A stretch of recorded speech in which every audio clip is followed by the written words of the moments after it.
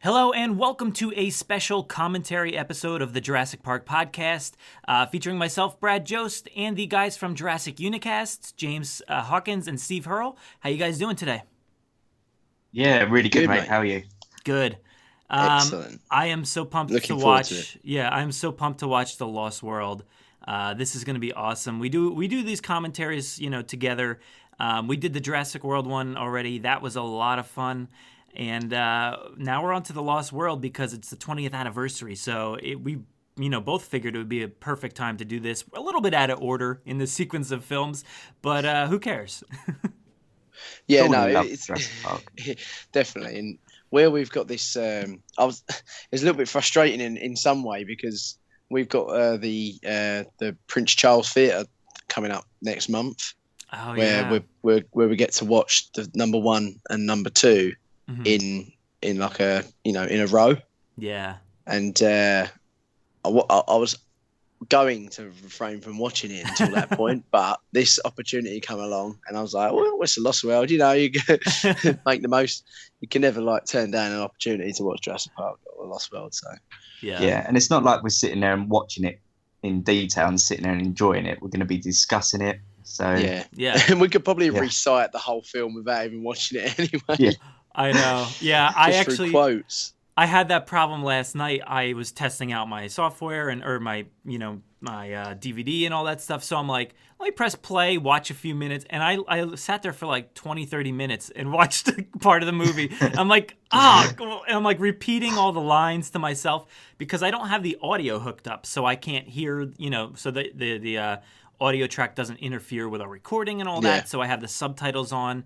And yeah, I was like repeating every line. It was a blast, and it made me realize how much I do know this movie from heart, and like all the sounds, all the special effects, the voices, the tenacity of their voice, and everything like that. It's really funny, and hopefully we can get a bunch of people to listen along with us at this point. We're gonna go through the movie. We're gonna tell you when to press play and all that, so you can kind of listen Keep to up. us talk while you watch the movie, and you can have the sound on, but here I'm not gonna have the sound on, and it makes for a completely different experience, kind of like you said, James.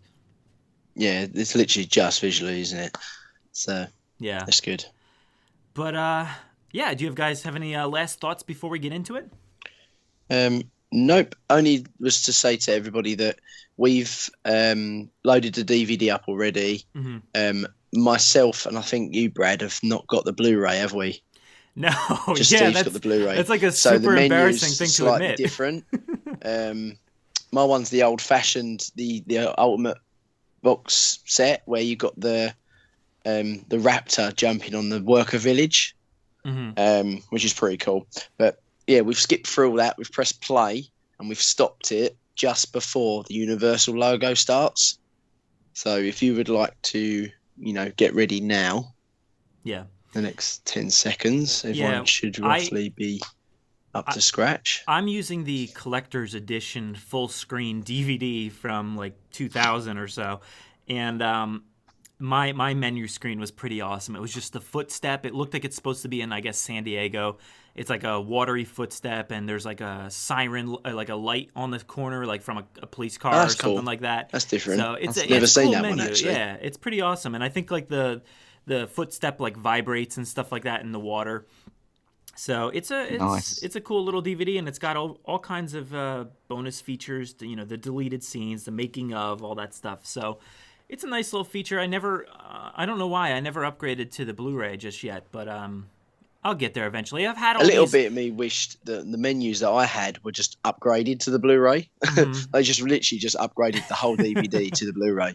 Yeah, exactly. Yeah, I kind of like the old stuff a little bit better. The Blu-ray menus are a little clean, and they're just like what Straight are into they? the point. Just they're just scenes from the movie and stuff like that. At least these old DVDs are like kind of unique and stuff like that. But Someone's taken the time to actually create the intro. exactly. Yeah. Yeah. So that's where I stand, and I'm ready. I'm at the Universal. Yep, I'm ready logo, when you so are. I guess we'll do a countdown then, right? So Okay. we'll do a 3, 2, 1 play, and then we'll do it. All right. Okay. All right, guys. 3, 2, 1, play. Okay. So, I've got the orange haze to come up. Oh yeah. Yeah, this is a cool looking one. I feel like it's an updated version right from the last movie, the Universal logo. But yeah, it's the first CGI one, I think, isn't it? That they used in any yeah, film. I believe it might have been. Yeah. This part really gets me though. When I'm sitting here watching this, this black screen goes on for so long, and without the music, that you can't hear that ominous, the ominous tones, and I believe some water crashing and stuff like that. It goes on for like at least 30 seconds. It feels like. Yeah, you're sort of thinking, is it broke? Wait, yeah, bear with us. Exactly. Yeah, is it working right? But it's one of the most memorable intros for me for like any kind of movie, because you're just sitting there waiting, and it's not like a sharp opening of a movie. It's like it slowly fades in, and you hear such a dark tone, and this movie's going to be completely different. Well, you look at that island already. It already looks dark and somewhere you wouldn't really want to go. Mm-hmm. Yeah, all the waves crashing, this water that you're like, I don't think I could get near this island without getting real messed up, Look, the Nublar Ferry. Yeah, this family here took a real chance getting to this island probably, and they brought all this fancy, picnic wear, like champagne glasses, and I don't even know what all this stuff is. And yeah, they brought their own chairs. Full on luxury. See that little Kathy? Yeah. She can't be that hungry that she walks all that way away with a sandwich. Like, if you'd been bothered to go all the way back all that way for a sandwich, you'd at least have eaten it on the way, wouldn't you? Yeah. Yeah, plus they're like making lunch as well, so it's like she's going off with a sandwich and then coming back for prawns. Them waves are actually pretty mental behind. I know, right? It makes you wonder how they actually got onto the island. Yeah, it does, without like crashing. Yeah. And without spilling any of the champagne. Yeah, one thing I love about those waves is how they like kind of sound like dinosaur roars in the beginning. They sound like low rumbles of dinosaur roars. Almost like a little foreshadow. Yeah. But this brings us to this awesome sequence of the introduction to the Compy. I love these dinosaurs. Yeah. Same. And for its time, the little CG and mixture of practical is pretty decent, isn't it? Oh yeah, man, it's incredible. Like, it's really seamless. Oh man, like the hopping of that little animatronic puppet, it's so awesome.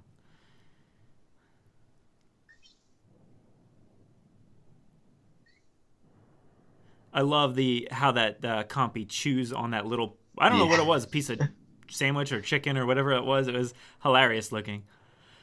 Beef. But but all the Compys like surrounding her, that's incredibly seamless for me. I love it. I love the look of all the colours that's on the Compys as well. Yeah, look at there's oh my god, they're like so 15? Animalistic and so awesome that you can see them, jumping around. They're like reaching half her body and just jumping all the way up, nipping at her legs. But coming up is probably the best transition in film history, I'd say. Yeah. Right? It's got to be. I don't think there's anything better. The screaming mother to yawning Ian Malcolm. Oh, yes. But he even walks on a train really cool. I actually really do love this shot, like the way it's actually filmed, because he goes in the one door and then the camera goes in the other and just follows him in. That's so awesome. Such a great transition. Yeah, it's good. Yeah, you're him, right? I love this dude. I know, right? It needs to come back. for no reason whatsoever. Just like a quick transportation cameo. Jurassic World 2. Yeah, and then he'll just say, "You're him again, right?" Yeah, you're still him, right? No, it would be great if Malcolm saw him on the train and was like, hey, you're that guy, right? That guy that bugged me on the train. I like this because he's like, I believed you, and yeah, like you you're believe not. Me now, don't you? I might be a bit of a nutter, but I'm on your side. Yeah, but this sequence actually really shows the like how the community disparaged Ian Malcolm and tarnished his image. Because look at the women are staring at him, the old ladies, and he obviously is poking fun at him. So it's like he tried to stand up for himself, and now people are criticizing him and really think he's just crazy. And it really shows in that one sequence. Yeah, definitely. Apparently, according to Egypticus, there was concept art in Hammond's mansion. Yes. Mm-hmm. I haven't seen any of that before, no? So I'm okay. on the lookout for that at the moment. Yeah, I do. It's so funny how they just like lay this concept art here, and then in the essentially the toy box scene with all the vehicles and everything. I love that scene coming up. But we get a look at Lex and Tim, which is like Tim. A quick cameo for no reason kids. really, but they're all a lot older. Yeah, Lex looks like really disturbed. I don't know if you ever noticed how like horrified she looks. Like the entire sequence. I think she's obviously like no. Well, I think she's looking at this her. Who would that be? Her uncle, right? No. Yeah. Would it be her uncle? Yeah. So it looks like she's thinking like, what is she doing to my granddad? What is he doing to my granddad? Like, why? He's clearly not well. Like, why are you guys like here? She's starting to think what would she be now? 14, 15? Something like that. Yeah. So her character's probably sort of like she's not an idiot. Like she's starting to sort of twig what's going on, but she's like powerless. She can't do anything. Yeah, well, her grandfather's obviously getting sick, and her uncle is just coming and commandeering InGen, and she could tell by her shifty eyes in that sequence with Malcolm that she was like, she couldn't not stare at her uncle and what he's doing. It's almost like I shouldn't speak around him or else he'll yell at me. Yeah. I like this discussion they're talking about. Like, he's still a bit in denial about it, but avoiding what Malcolm's sort of saying. Like you're disguising the deaths of 3 people, and yeah, and it shows you how much of a messed up company InGen actually is. That it's not just Hammond, who seems like a nice old man. He's a nice guy, right? A little delusional, but InGen is a much bigger company that disparages their people that went to that island and died and all that stuff and went through some real trauma, and covers it up. It's a conspiracy theory at this point. Yeah. I wonder what that went down like, though. Like, what was the news, in America at that point, or in the UK even? Like, Ian Malcolm speaks out and says, like, I'm on this island and there was dinosaurs, and he's freaking out on the news, I'm sure. And then what does InGen do? Are they like, no, we just had a little flea circus on an island, nothing too crazy. Like, he doesn't know what he's talking about. Yeah, no, it's just a little bit. It must have been quite. I don't really know. They were sworn to secrecy, weren't they? Yeah. Yeah, non-disclosure forms. But here we are with Hammond's return. Yes. Life will find a way. But now. I think this is the one scene that I read through completely and just like did all the Hammond voice. Yeah. And you barely even need the words on the screen. 4 years. And it was so funny. I found myself actually doing the hand motions and stuff without even like really looking at Hammond himself. I just see him out of the corner of my eye doing the same motions. It's hilarious. That means you've watched the movie way too many times. It does. Oh, yes. Yeah. Here, Malcolm's starting to realise that there's a second island and Yeah. but it's more of a natural preserve that Hammond sort of kept secret, and he's sort of showing his shock. I got a little photo of Lex and Tim on the desk there. He's showing his shock of like, what, there's another island. And I love how this bit's explained about the lysine deficiency. Mm-hmm. Yeah, I mean, he had our DVDs must be a little bit ahead, or yours must be a little ahead, because I see Lex and Tim there.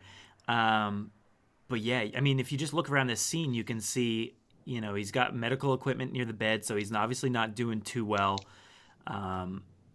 He's got that shot of Lex and Tim. I don't know, I forget where the concept art is particularly, but I know it's here somewhere. Yeah, I've been trying to look. We get the shots of like Isla on the computer and all that stuff. So like super antique, like computer technology. So it's pretty hilarious that they, run these two islands off this old tech. I know. Yeah. As Nick Van Owen, a video documentarian. Have you had that bar? How far are you caught up yet? No, I'm I'm just not a there. bit with no fences this time. You want to send people in. Very, very few people on the ground, right? Yeah, that bit. Right, okay, I'll pause because I'm obviously a little bit ahead of you. He had to use his checkbook to get him there. And it's pretty hilarious because this scene like describes that there's another crew that's, like he said, InGen, trying to take over InGen and trying to do something nefarious with the dinosaurs on this island. So I feel like he really does make a point to talk about this island specifically, and the company's on the verge of Chapter 11, and like people are trying to take over the company, and they're trying to exploit Site B, and I think there's a difference there, and Jack Ewens has talked about this a lot towards the end of the film. When talking about preserving this island specifically, and not just maybe the Nublar Island, but this one specifically. And it's a very different story, I think, when you talk about that. When you look at the subtleties of the script here and talk about how the company's trying to take over and all that. So it's real interesting if you pay attention. Yeah, this is probably one of my favourite scenes in the entire film, actually. Yeah. But to be fair, in general, the dialogue in this movie alone is what makes it what it is. Oh, for sure. Yeah, like I love the way it's filmed. Like I don't know where it's. I think it's a very Spielbergian. If that's even a word these days. Touch. We can make it a word. We can make it a word. It's a word now.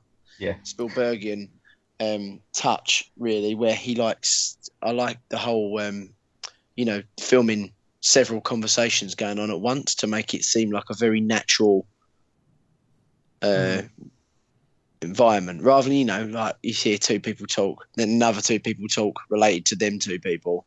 Yeah, you've got two conversations going on at once, and the camera sort of follows one conversation while the other one's. So you could technically listen to what they are talking about in the background if you wanted to. Do you know what I mean? Yeah, they just did that. When Ludlow's signing some paperwork out in the other room, and Malcolm's in the background talking, but also the guy, like the lawyer or whoever is making Ludlow sign the papers, they're having a conversation. Malcolm's having a conversation. So it's like this awesome, foreground, background conversation kind of thing. It adds an essence of realism, doesn't it? It does, because, if you listen to like conversations like ours right now, sometimes we talk over each other, sometimes we don't. And sometimes conversation is like that, where you have multiple people in a single room just talking over each other. And I think Steven Spielberg always captures that perfectly. Yeah, oh, definitely. Yeah, Ian something about just realised that his filming, is just sent Sarah to the island on her own. Yeah, and I love that. His girlfriend. I love that shot because when he realizes the camera is kind of tight on him, and then it pans out in this way that shows like, I don't know, it just has this emotion to the camera movement where it shows how like upset he is. I just love the way the camera panned out at that moment. And his whole body changes as well. His shoulders drop, and you just see it. He's completely worried. Yeah, his eyes look watery right now. He's like breathing harder, and he's like all of a sudden he's going to become the leading man here and just go on a a rescue operation. It's leaving right now. And the music is swelling. I know that. That's for sure. Yeah, adventurous instrumental. And this is where we first meet Eddie Carr. Yeah. I do love this like toy box sequence here because this is what sells all the toys. You know, like you at this point you're like, oh, as a kid, you're like, oh my God, I want these cars. I want this trailer. I want everything. It's so awesome. And there's 3 SUVs. We only see 2 of them on the island, right? Yeah. But I don't know what the third one was for. I don't know why didn't they bring that one? Noble. Might not have been fully ready yet because they're saying they that's true. Yeah. need to leave straight away. And here we are, Nick Van Owen. Yeah. A lot of people forget that he's in this. Yes.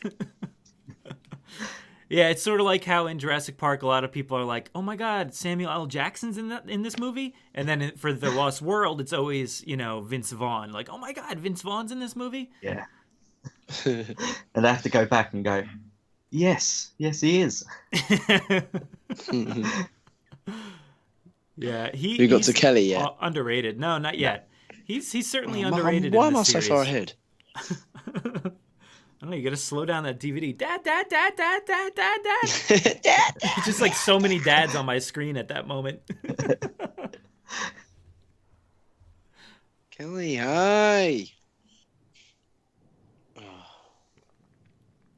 But a lot of people don't like the fact that there's kids in the Jurassic Park movies, but this is you gotta have them, and this is the introduction of the first, well, I guess you had Lex and Tim, but she's the real true kid here, Kelly, in The Lost World. And that's what these movies are about. They're about family, and it's from, especially this movie, it's about human families and dinosaur families. So it's a really interesting turn there, because in the first movie, it was just like human families trying to stick together, trying to become a family in a way. And in this movie, you have a family, but then you're throwing dinosaur families into the mix. So it's a really interesting turn of events there. Yeah, that's the thing. Like with kids, like, well, if they're there, then you can relate to them because you were a kid. We was a kids when we was watching this film when it came out. Yeah. So seeing Kelly, and obviously, like what she experiences, I guess we would probably go through the same thing and relate from her perspective. Mm-hmm. Actually, in the background here, you can see the concept art for the RV. It's so cool. Just seeing it sit there on a little easel, just like chilling. I don't know why it's there. I guess they have the RV downstairs. What do they need the concept art sitting there? Otherwise just looking cool. I don't know. I'd have that on my desk. Yeah, that's true. Yeah. I just built this amazing creation. I'm going to keep this here on my desk for all time. Dr. Malcolm downstairs. So annoyed. But yeah, they're setting it up right here where Kelly was on the gymnastics team, and then she was scrubbed. I guess she didn't do well enough, and it shows you that maybe Malcolm is not the most connected father. He's got many kids, he's got many wives, right? Ex-wives. So I don't know how grounded he is as a family man until this movie, and it kind of shows, and it definitely sets up the events like later on in the movie for me. And while many people don't like the gymnastics scene, I think it's paid off very well. Yeah, I'm a bit in question with the gymnastics scene. It's not my favourite. I don't really care about it. It doesn't bother me whatsoever. Yeah, I guess if we're going to make a list of favorite scenes. Just then with the hide bit. It just went up, yeah. I love that. It's coming up, did you say? Mm-hmm. Yep. You still haven't got that far. How far? No. She's just stepping into the trailer right now for me. Oh, she's in the trailer. Oh, okay. Yeah, I love that scene with the hide. And he's just like, so what's this? He's like, it's a hide. It's a hide. He's like, what do you do? He says, well, you go up higher and you hide higher. Yeah. And like, well, that just puts you in a convenient baiting height. Yeah. I just love his like complete sarcasm. Yeah, his sarcasm never ends. But this sequence is awesome because it has the Malcolm's Journey song underneath it. I love it when she's looking at the map. It's probably one of my favorite scores, or favorite songs on any of the soundtracks. And then this really wide shot, like from above, of the boat just trudging forward towards the island. It's so awesome. And did you see that little bird in the top? A little bird or something? No, I didn't. It looked like almost like it was a pteranodon, but it wasn't. And obviously, I know it wasn't. It was. Okay. I see the bird right there. Yeah. I see what you're talking about. You're still way ahead. Could that be a pteranodon? How am I this far ahead? I pressed play the same time as you guys. You know what's great about this? I apologise to everyone. I'm hoping everyone's in line with me. It's probably the different copies of DVD here, but I have, this older DVD, and actually, like, it's not very high quality. So in my movie, there's a ton of film grain and stuff like that. It actually looks like a really old VHS copy. It's pretty interesting, and I kind of like that. Sometimes, the sharper images and all that, they're great and they're perfect, but like, it's kind of nice to watch something a little, messed up a little bit sometimes. I don't know why. It just like feels retro. You kind of go back a little bit. It's a bit of nostalgia to that sort of look. But I love it. I love the way it looks. I might change my resolution and put it in black and white, because Jack Ewins always watches stuff in black and white and says how good it is. I've never actually done it before.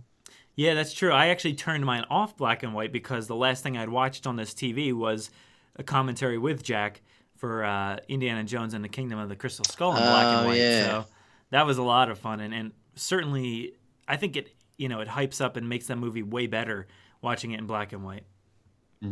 If you're having a problem. I love the sound. I love the sound of this bit, the cinco muertes. Oh yeah, cinco muertes. It means 5 deaths. He says. So he says. The movie I like that. It's ramping up. Utilised any other islands. I was about to say that. Yeah, you beat me to it. This is one of my favorite.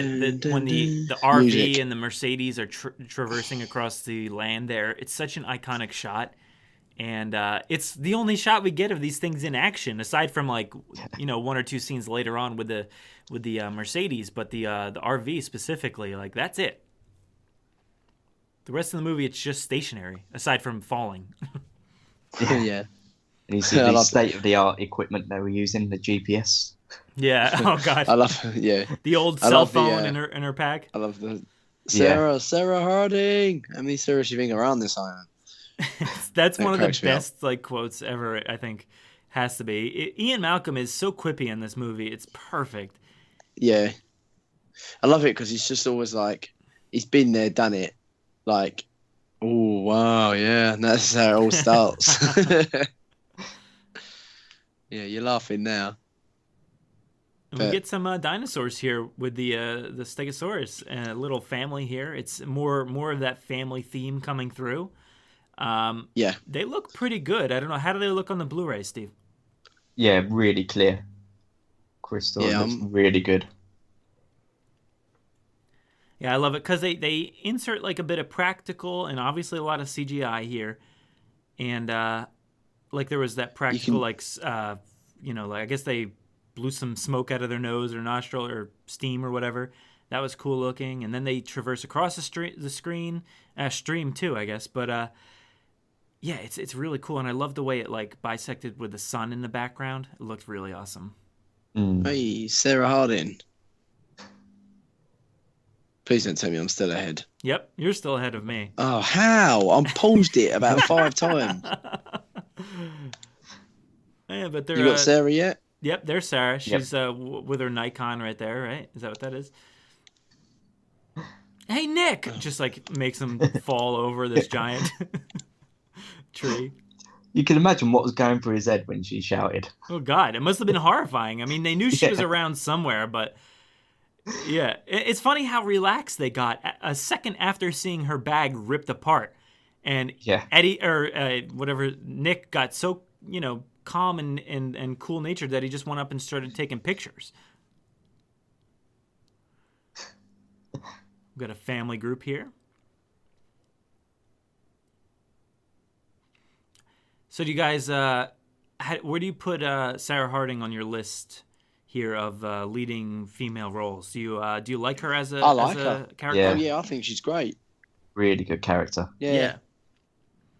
I think she's even more different than Ellie. You know, Ellie was, everybody likes to say she was kind of rough and tumble, but more so Sarah Harding. They kind of put her on a pedestal, didn't they? Really, Ellie, for some definitely. reason. And Sarah Harding doesn't get enough love, I think.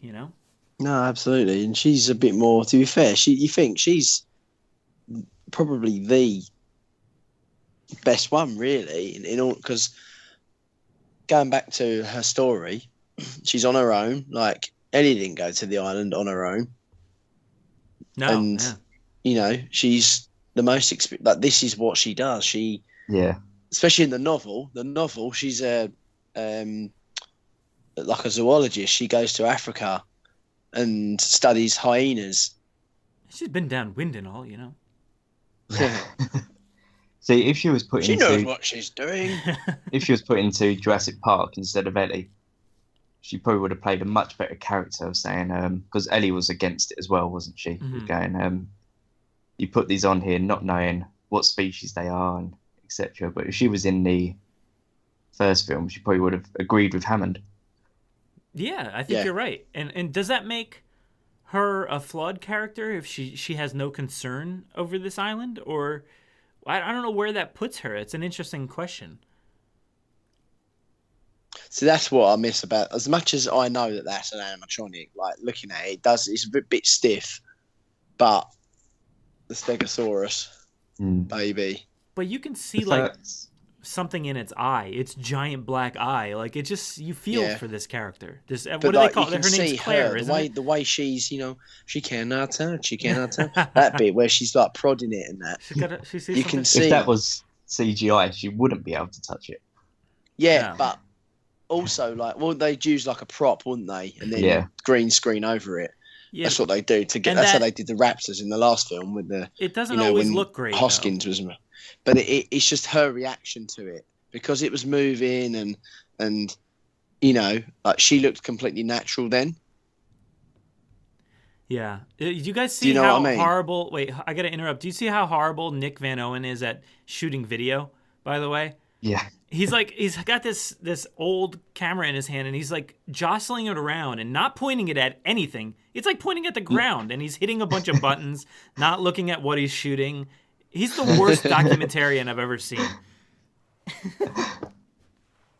I think it's because he's not a documentarian. He's actually just a Greenpeace guy that's essentially, there to infiltrate the other team. That's what it comes down to. Yeah, it's definitely a cover-up. Yeah. Oh, that's horrifying. He's looking pretty good in this film, to be fair. Oh, yeah. Watching that Stegosaurus, charge at you, that's pretty terrifying, I gotta say. Yeah. It's almost like an elephant, isn't it? Like, oh yeah. Run. Yeah, like a rhino or something, just trotting towards you. Like, you've seen that, dangerous, when elephants go on rampages, they just destroy everything. Yeah. Yeah, and even when these things were just walking through the woods before, they were actually knocking over trees and stuff, and they're just going on a leisurely stroll, let alone, trouncing through. Yeah. I like their conversation here. Ian and Sarah's, talking about different, theory, all different theories, Heisenberg theory, and she's sort of saying, look, I know what I'm doing. You don't have to model coddle me. And he's replying as in, I've been here before. You have no idea. Sarah Harding's an interesting character because Hammond says she's a paleobotanist, right?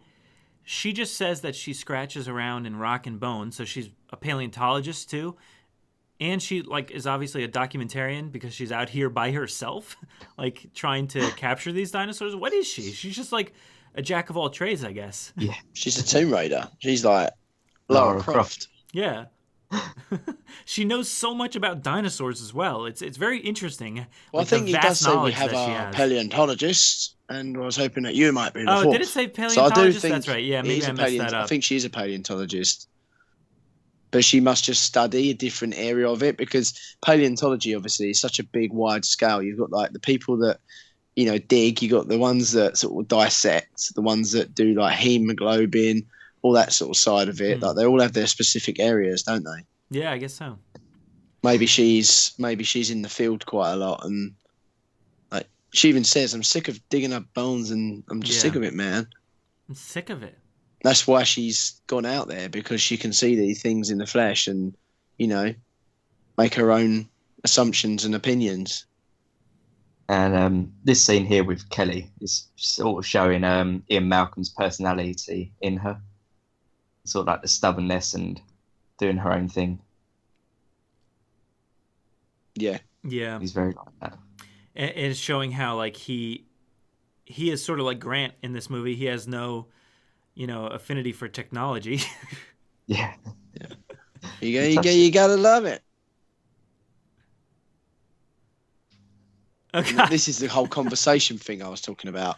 Like they're all having like different conversations, and all he's concerned about is getting Kelly back inside. Like, what are you doing?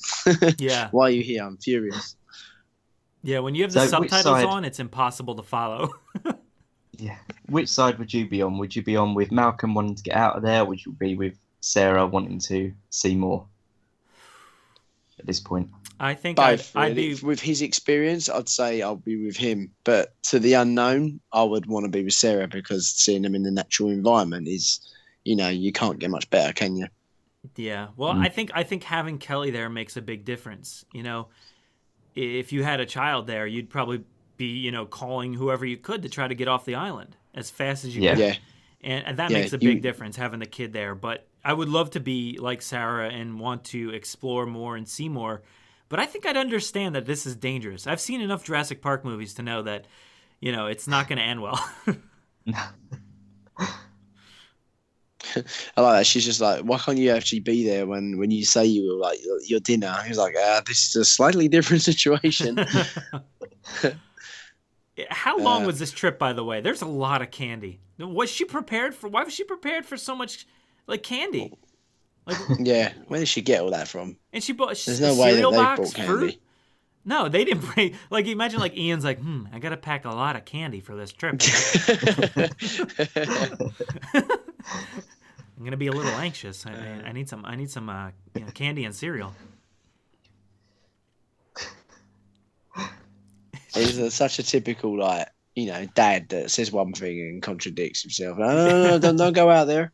It's unsafe. Stay in here. Please give us some privacy outside. Yeah, I'm still in shock of how many rappers are around this thing. It's ridiculous. What was she cooking dinner? Yeah, that's a good point. Yeah. I don't know. What was she making? Like a sweet pie. I like on the computer behind Malcolm, you could see like a Brachiosaurus image on there. So I love how the computers in this movie just are automatically running with like different programs. Like, why is the computer running on in this camper? I guess maybe Kelly turned it on, but the same goes for Hammond's office. He was laying in bed, and then Malcolm showed up, and the computer's like showing simulations of Sorna and stuff like that. Like, why is these computers just like playing stuff? It says engine on the side of that chopper. Why did Hammond send 2 teams? Yeah, 2 teams. I don't think he's ever going to live that down for his sure, whole entire life. No, it's so quotable. Everyone, don't forget to check out Jurassic Cast. Actually, their last recent interview was with Richard Schiff. Yeah. It was really, really good. Actually, yeah. Go on the Jurassic Cast and listen to that. It's really cool. I'm just getting to the chopper bit right now. Oh, here he is, the man, Peter. I know you probably want to do this entire scene, don't you? Oh, I really want to do this. Like I know you can. I'm pretty sure you got it memorized by heart, right? I have, yeah. I always find that pretty incredible every time, because I've heard you do it a few times. I'm like, wow, man, he's got that thing nailed down. My fee, you can keep it. I just love it. Roland is such an awesome character. He just knows his stuff, and he's so like, you know, he's almost like someone from the army that's in charge. Oh yeah, he's like a sergeant or something, Sergeant, something like that. And you got Ludlow's like, okay, let's find a new spot, shall we? Over and out. He just hasn't got a clue, has he? Nope. Oh, I love it that he doesn't care about the dinosaurs. He's just finding the one with a big bald spot. Fire tongue. Brilliant. I love this scene. When I saw this at the cinema. This is just like jaw dropping. It was so good. Like there's so many dinosaurs in one scene. It's almost like a kid's dream. Yeah. And the shot going between the legs. Loads of questions about who's better, Tembo or Muldoon. Yeah, Egypticus 3 posted that. Brad, did you see that? I did, yeah. Who is cooler, Muldoon and Tembo? Well, in my opinion, there's no contest. Nope, none at all. Tembo is just completely the coolest ever. Yeah, Muldoon is a bit of a goon. Yeah, and if you do listen to any of the Jurassic Cast podcast episodes, they make fun of Muldoon quite a bit, and rightfully so, because he is quite comical in the first movie. Like, he's not supposed to be, but if you watch him in the background, he's just a bumbling fool. It's strange, and the fact that he gets eaten, he doesn't do anything to save himself. Really, he instead makes a quip and then dies, but. Roland would have none of that. He's just the most Shoot awesome first, character. ask questions later. He almost is like he's Roland. Sorry, Muldoon's almost like he knows what he needs to do, but he's worried about doing it and doesn't do it. And because he doesn't, there's consequences. Whereas Tembo is like he knows what he's doing. And he just follows through with what he thinks. Mm-hmm. Like he says, for example, the Tyrannosaur thing. Like he knows, they're here to do a job, but all he wants to do is his own thing, and exactly, he does not. Do you know what I mean? He's there just to kind of run the show, but also, like you said, do his own thing. It's a very interesting, situation, because Ludlow, I guess, is like the main guy on this expedition, just kind of shouting directions, but nobody listens to him ever, and they all listen to Roland, and that's it. But he, like you said, he's got his own agenda, so it is really interesting. And obviously, nobody should listen to Dieter. He's just the biggest drunk. Dieter laughs because he knows what Roland's like. He knows he hasn't got a clue on their names. He's like, "Say that again, Roland. Say that again." He's like, Roland. "The one with the big red horn, the pompadour, Elvis." He just laughs. He's like, "Yep, right. I know the one you're on about." We do have some sultry videoing here from Nick Van Owen as he switches positions. It's very interesting. I don't know if you noticed, but he's laying down in a real sultry position, taking some video, setting up his little, I don't know what that thing was, a little flash or a satellite. I have no idea what that was. But and then 2 seconds later, he's on his stomach, looking over the rocks.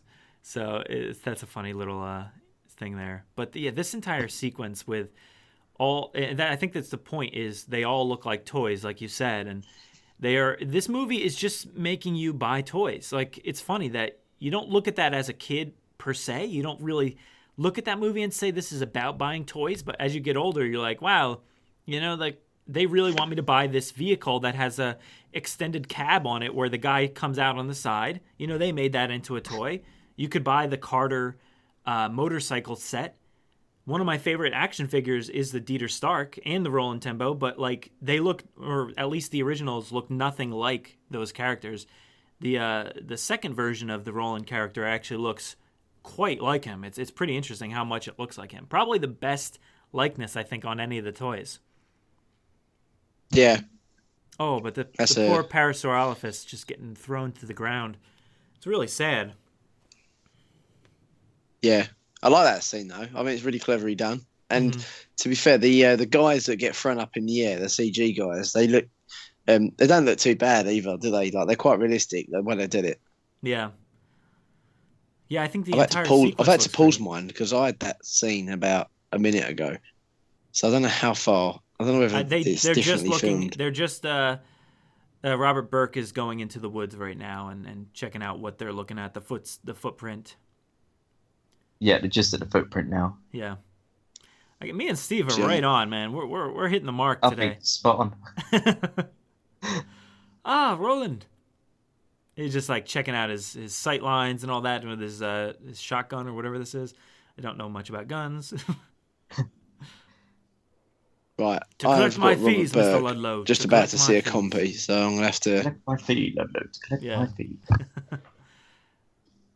And the despicable Dieter Stark. But like I said, like he is so despicable in this movie, but his toy is one of my favorites. He looks way Is it different. You know, he Danish? looks like a much like smoother, like military kind of guy with his like camo pants and, you know, like bandolier or whatever he's got on. But he doesn't come with the cattle prod, I don't believe. I'm not sure. I forget if the toy actually came with that. But this guy is such a jerk. You know, these compies don't have anything to fear, any reason to fear man, and then he just goes and zaps the thing, and the poor thing scurries away. I really feel bad for these dinosaurs in this movie. Yeah, it's a completely different feel to Jurassic Park, isn't it? Yeah. Oh yeah, straight away. It's like completely chaotic. Mm-hmm. And you In do the get city. the wild feel, yeah, with you're going to say the dead Parasaurolophus there? Yeah. Yeah, that's disgusting. All these flies and everything. You know, It's probably only a couple of weeks old. Never left the nest. for being somebody that hunts out in the wild quite a bit, you'd think Roland would be more okay with flies like biting at him. But he was getting real messed up. He's like trying to swat all these flies and shake his head. But I feel like somebody that would probably hunt in like Africa or something like that would be more in tune with all the flies. I mean, yeah, used to it. They're getting in his eyes now.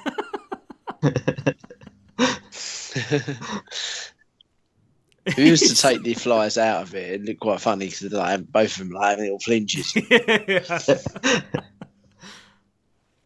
I like the noise for the baby T-Rex. I think it's really cool. Like You're the only person. the sound guys. That wailing is it's one of the most grating noises to me. I get so annoyed by that noise because it happens so much. It's ridiculous. Yeah. Because as much as it doesn't sound like the T-Rex adults, I guess it's kind of it. They've done well, sort of creating like a tiny little baby sort of sound of it. Oh, I agree. It is a good, It's a good noise, sound choice, yeah. wasn't it? Yeah, for sure. And it's funny how the gatherers, as we call them here, the good guys, are always on a ridge looking over the other team. There's a lot of ridges. There is, yeah. There's some Major League toys. Yeah, they're really His organized. dish is bigger than yours. I love all the little subtle hints, just like digs from me and Malcolm all the time in this. It's funny. Yeah. Yeah, it is great. It's funny that they're bringing Kelly along for all these little excursions that they're on, but I guess they don't want to leave her, to the wolves per se. I guess out in the trailer. Yeah. But here's where we learn that Nick Van Owen is kind of the backup plan. He's got his clippers here, whatever you call them, Bolt cutters. Yeah, the bolt cutters. Yeah, he's ready to. Yeah, I was gonna say hedge clippers, but that wasn't right. He's like, I'm the backup plan, and I'm gonna go cut all the bushes here. I like this scene in the game, the little Lego game. This is pretty cool. We had to use Nick to break out all the Triceratops and use the Triceratops to like ram all of the lights and stuff down. Yeah, it was like quite fun to do. Yeah, this is like and also really. this. Go ahead. Go ahead. Okay, I'll go. Sorry, I was waiting for you. I don't know. I love this scene. I love the harsh blue tones and the lighting of the lighting rigs that they all brought. This scene is so blue. It's awesome, and it's such a Spielberg look to it. I love it. But the awesome Stegosaurus animatronic there, and the crates, and the Triceratops coming up, and just this entire sequence with the San Diego. For some reason, they brought an entire San Diego miniature with them. And all this concept art, there's more concept art here sitting in the background.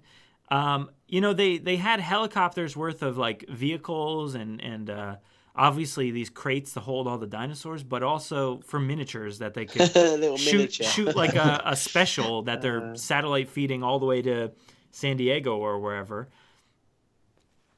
So it's pretty awesome. But yeah, these animatronic heads and stuff at least are really awesome, really detailed, and like I said, that blue tone is incredible. It makes you wonder why not all of the cages were padlocked. Yeah. Some they just literally walked up, lifted the bar, and gone. Yeah, I like because I think that added a little bit of extra to the Triceratops, though, doesn't it? Because the fact that was padlocked, it was like all like the moisture coming out of its nose, and sort of adds that essence of extra danger with the Triceratops. Yeah. This is the bit where the Triceratops' tail goes straight through Dia's head. Do you see it? Oh yeah. This scene, if you want to go like crazy, this scene would bother me a little bit more than the gymnastics scene. Specifically when the Triceratops rams the vehicle and or is it the explosion? I guess maybe it's the explosion, but either way. Yeah, I know what you're saying. It seemed a bit far-fetched. Flies a little too high up. Yeah. I don't know why they decide. Like sometimes you just wonder, Steven, like what were you thinking there? Like that's a little outlandish, but it doesn't make me like this movie any less or anything. I still love the movie, but I'd have to say that is a bit outlandish.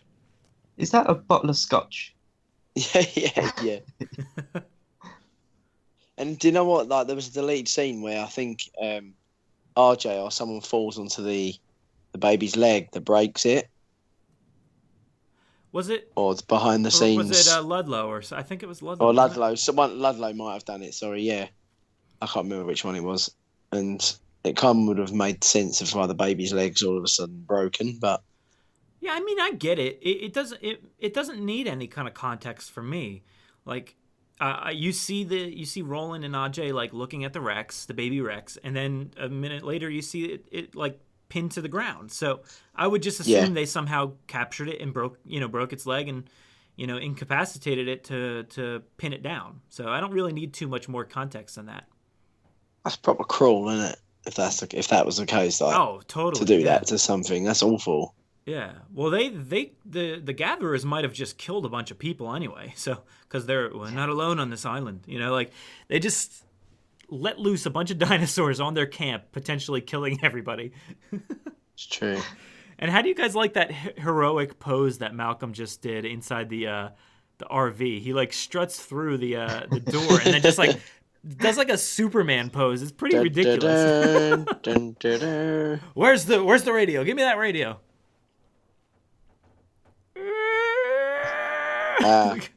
Enrique? No, not Enrique. All right, wrong frequency. Mar del Plata, ma'am. Enrique? Yeah, I do love this exchange here. It's so funny. Mar del Plata, ma'am. No, enough. He's just like, shut up.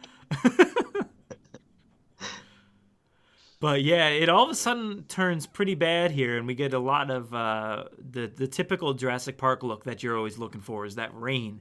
And all of a sudden, this place gets real muddy, and the vehicles look like way cooler in the rain and everything. And the filming from inside this RV looks really awesome too, because they've got these like orange lights along the base of the ground there, and a little bit on the front of the vehicle, and it looks really cool against the dark tones on the outside. The animatronic is amazing in it, that little one. It is, yeah, it's incredible. It's so good. It's probably, I think, the best one in the entire franchise. As animatronics go, I think it's so good. Like everything about it. Yeah. It moves like an animal would. It's quick.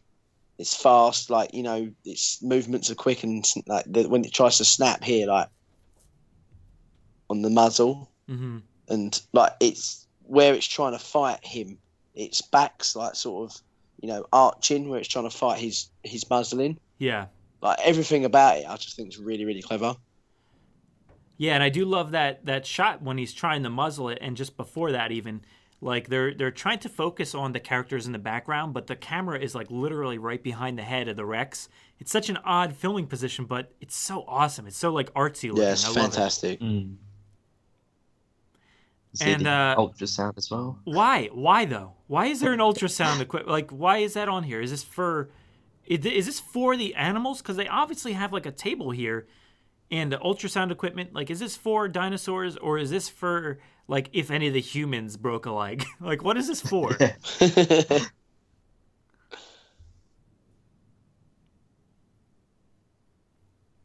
So they were weeks and weeks behind on getting all these vehicles ready, but they had the ultrasound, so we're good. Yeah, there's no other pressing needs. We need that ultrasound in there right away.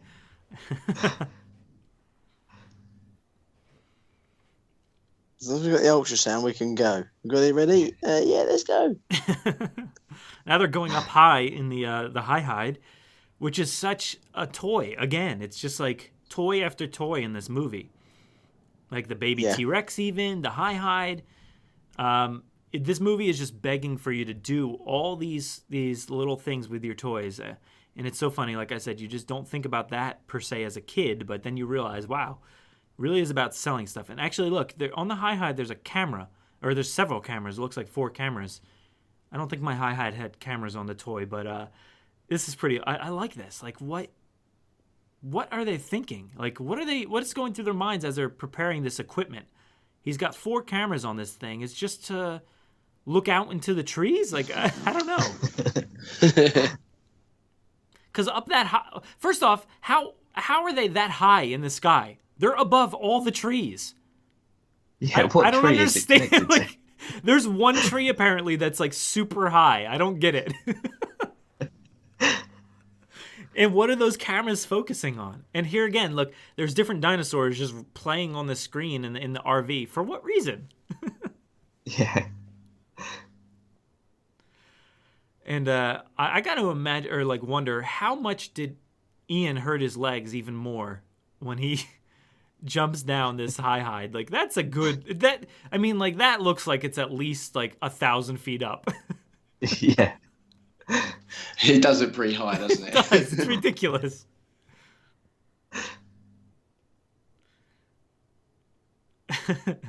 He falls down, probably breaks some legs, and still sprints back.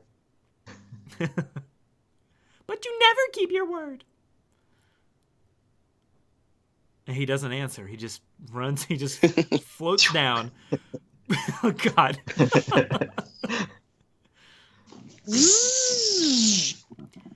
I love the incessant gum chewing by Nick Van Owen here, and then spits out his spit. Oh, wrong thing. You're supposed to spit out your gum, dude.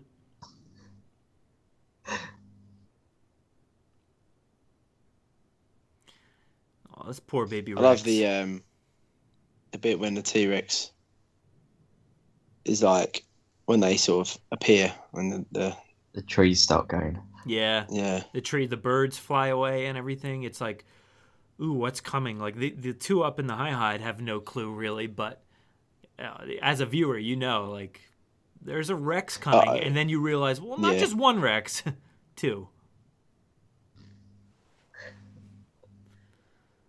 Sprinting with broken legs. He's a trooper, man. Phone's ringing, nobody's picking up, and yeah, these shots are like introducing you to this awesome like set piece here. You know, the rain, like I was saying before, all the mud, and oh yeah, there goes a SUV flying over the cliff. Oh, Mama's very angry. Some iconic imagery totally here, just all these screenshots that you see constantly floating around the internet of the Rex behind them, or Ian Malcolm and the crew like staring out the windows. It took me a while to realise, the difference between the male and the female on this one. Mm-hmm. Because of the lighting, it's not, obvious. Yeah. Like, I know that that's the male now. One, because of the scar on its lip. And two, because the little throat pocket it's got underneath. Because the female doesn't have it. And it's obviously slightly brown in coloration. But you can't really tell in this lighting that one's different to the other. Can you see the little scar on his lip there? Mm. Yeah. Whereas the female one hasn't. But I found that with the lighting, it was really hard to tell the difference between the two. Well, I'd say the one on the left with the scar, right? It's more well lit. The other one on the right that's looking at the baby, which would be the mother, right? Like that one's harder to see. Mm.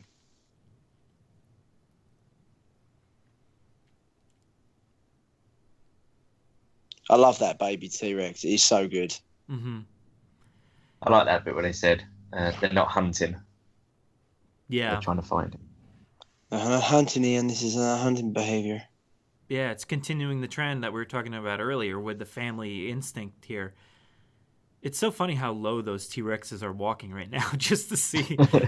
How do they not topple over with being so head heavy at that moment? Yeah, they must be proper squatting. Yeah.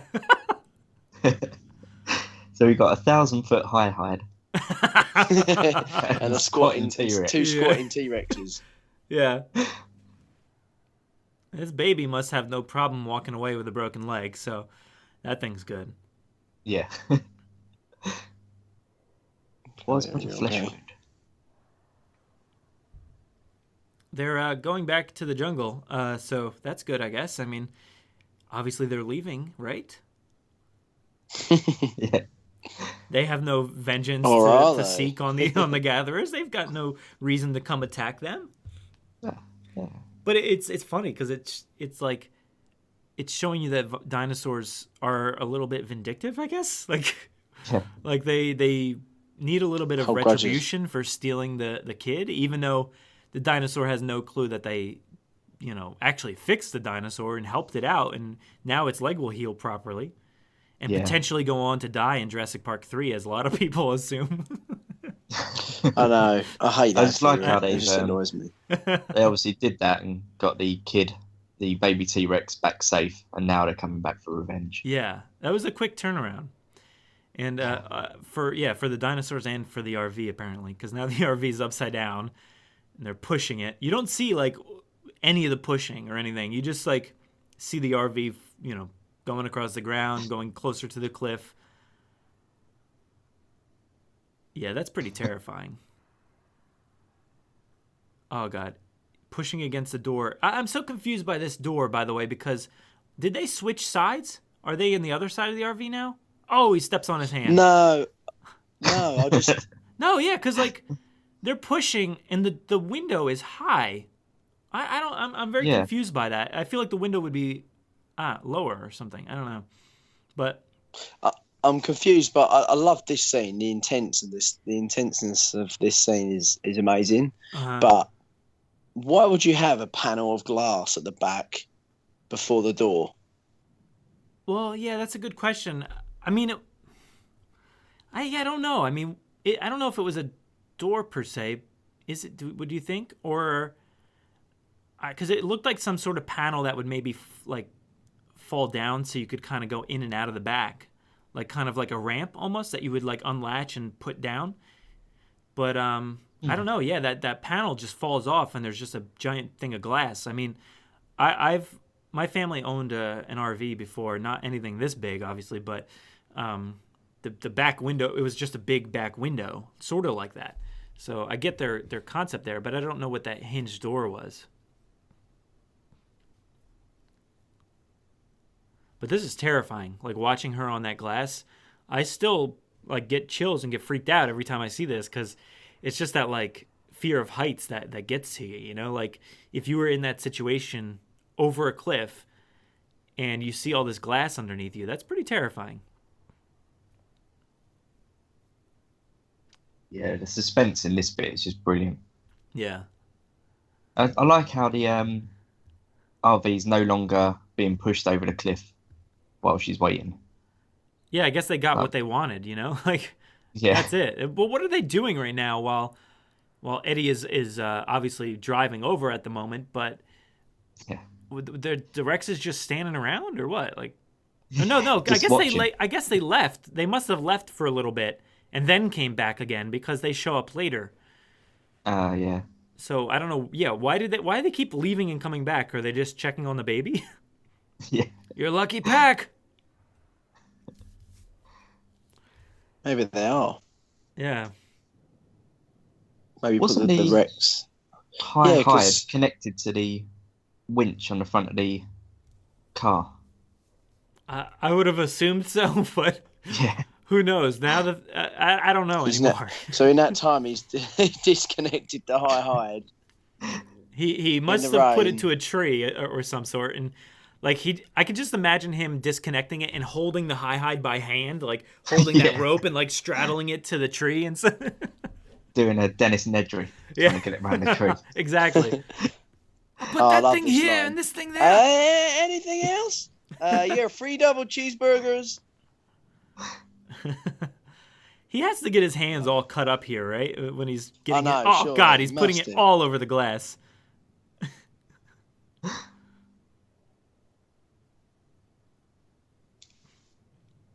I love it.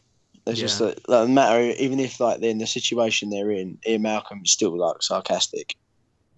Yeah, and I wonder if this is like the reason why some people don't like this movie, because there are a lot of haters for this movie. And maybe it is I a love his sarcasm. character in this film. I know, but maybe it's the sarcasm that people don't like. I don't know. Like, in that situation, would you really be, that sarcastic, or I don't know. Like, would you be ordering McDonald's from, the side of a cliff in real life? I'm gonna put that thing here and this thing there. He's got it, and now it's around the tree, and he's throwing the rope through the door or the window. But yeah, this sequence in DVD form is a bit hard to register. It's very dark for me. Yeah, it's quite light here. Is it? You can see quite a lot. Yeah. Although the scene when he gets in between the trucks is very dark. It is, yeah. That's the trouble I was having there. Like when he went from inside, he just got in, and then all the way to that, in between area. It is a very, very darkly lit film, though, isn't Oh, it? for sure, and Yeah. that's what I love about it. I like that about the what's supposed to be happening with the new one. No, I hope they do bring a lot of rain and dark filming into hope it. It adds so. that sort of extra fear, doesn't it? Mm-hmm. Yeah. Because I think they were saying, I think Darren. Do you know who Darren Brown is, Brad? He's a English guy who does like psychology and does a lot of. There's a ghost. He's like a ghost sort of person. A ghost person? No, like He's a like psychic. psychic. Oh, and okay. does all No, that sort of I stuff. don't think I know who he is. He's Oh, no, dead. he's- What is No, he? no. Yeah, he's all about psychology, but he was saying how like 30% or something like that have a fear of the dark. Okay. So like this, like having the fear of the dark adds, doesn't it? Adds Oh, adds for on sure. top of. Yeah, I All think this. it does. Do you know He's what I got a mean? point there. So if you're scared of ghost the man's got a dark point. and you're in that environment, it's like two of the worst, things you have together, isn't it? Really. Yeah. Yeah, and just knowing that all these creatures are surrounding you, it's kind of like what's under your bed at any given moment. You don't know. Well, exactly. You know? Yeah, that's the thing. Like you don't know what's behind. You can't like during the day. Like even now, like there's nothing in England that that is dangerous. For me and Steve, like we're Yeah. quite lucky in that respect. But I don't know what it's like over where you are, but there's nothing around that could probably do us any harm. Yeah. So walking out at the night is absolutely fine, but it's still you still don't want to do it. You I know, what I right? mean? You still don't want to go out in the dark. You forget that the Because- world is like just the same version, just darker. Like you go out Exactly. in the daytime, you have no issue, like you said, and then at nighttime, it's literally the same world. It's just the sky's darker. Like everything is still everything's living, everything's changed still and- there. It's not like a video game, like a Zelda game, where all of a sudden you go out in the dark and all of a sudden there's monsters everywhere. Yeah. Exactly. And but imagine not being in that environment, and Yeah.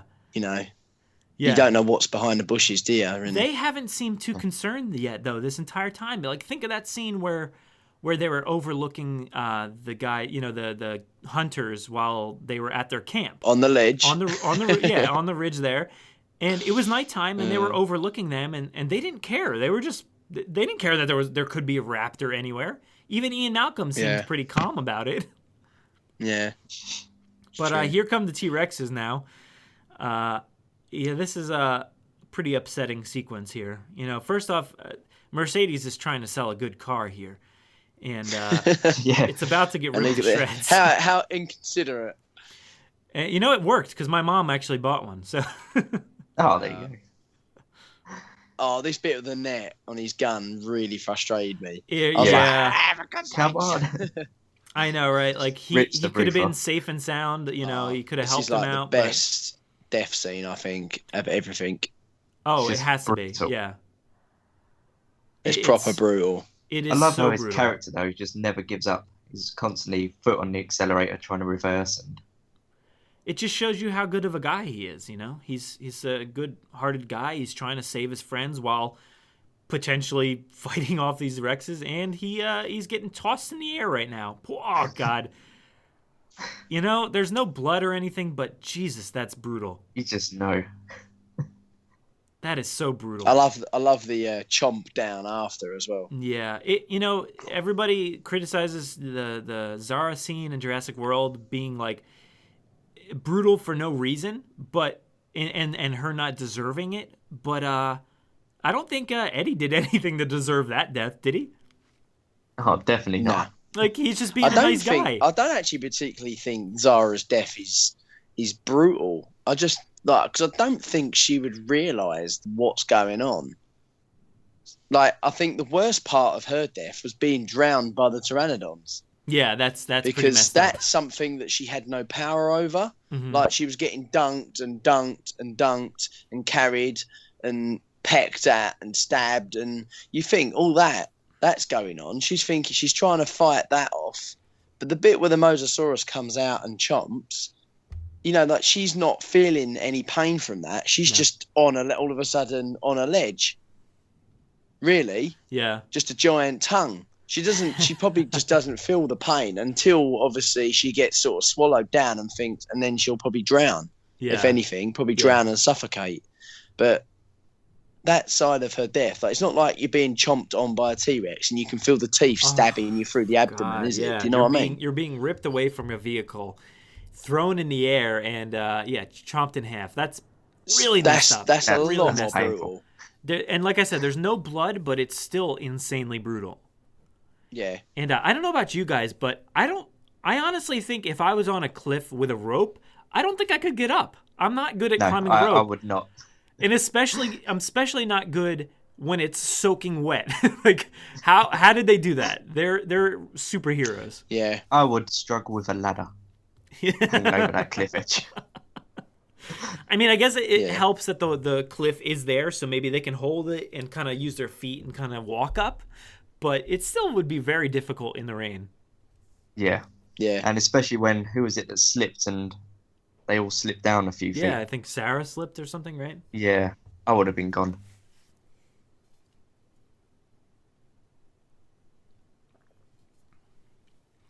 And these hunters are now like completely lost because they destroyed all their equipment, and now they're actually being heroes in the moment and saving the gatherers. And I love this little geek off that they have here. It's just like no, that's you're wrong, Dr. Hardy, and you're yeah. And they're having a proper like debate, typical like scientists. It's great. And then you got Ludlow is just like, please come on, just make a decision. Yeah, but you're getting your first introduction to velociraptors, in this sequence, by name at least, and information. But yeah, it's another movie where you don't see them until late in the game. it's funny because you always think like, how does anyone not know what a velociraptor is? But you got to remember that we're like the geeks that love this film and love dinosaurs, whereas these people are just like hired Marines. Mm-hmm. And probably don't have a clue. I love this is Roland to a T. Like he's just doesn't care. He just wants to keep himself and everyone else safe. He doesn't care about like, Rex just fed, so he won't be looking for us for food. Mm-hmm.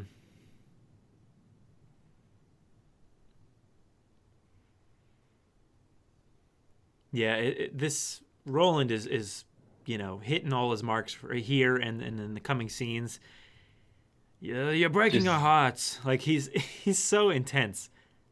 Yeah, just that line there when he said, "Well, his troubles are over." Yeah, you just know it's absolutely awesome. Yeah. He doesn't. He's not too comforting of the other group. He's just like, let's get on a move and get out of here. I really remember that chap 20 years ago. I forgot his name. Climbed Everest. I like that. It's one of the best monologues in any of the movies. I love that sequence. It's so good, and it really defines like his character, even. Mm. Yeah, Nick like sort of winds him up a little bit. Yeah, doesn't he? Just points the loaded gun straight at his face as well. Yeah, now we're at the chap 20 years ago climbing Everest. It's funny because I've been actually following a few guys on Snapchat right now that are climbing Everest without oxygen. So I guess they're going up there to live. Yeah. I don't know.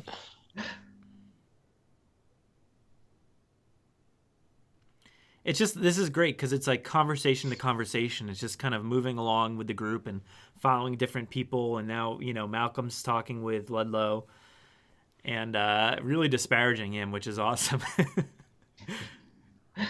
He may have gotten the suit quip on him earlier in the movie, but now he's just like, he's giving it to him hard.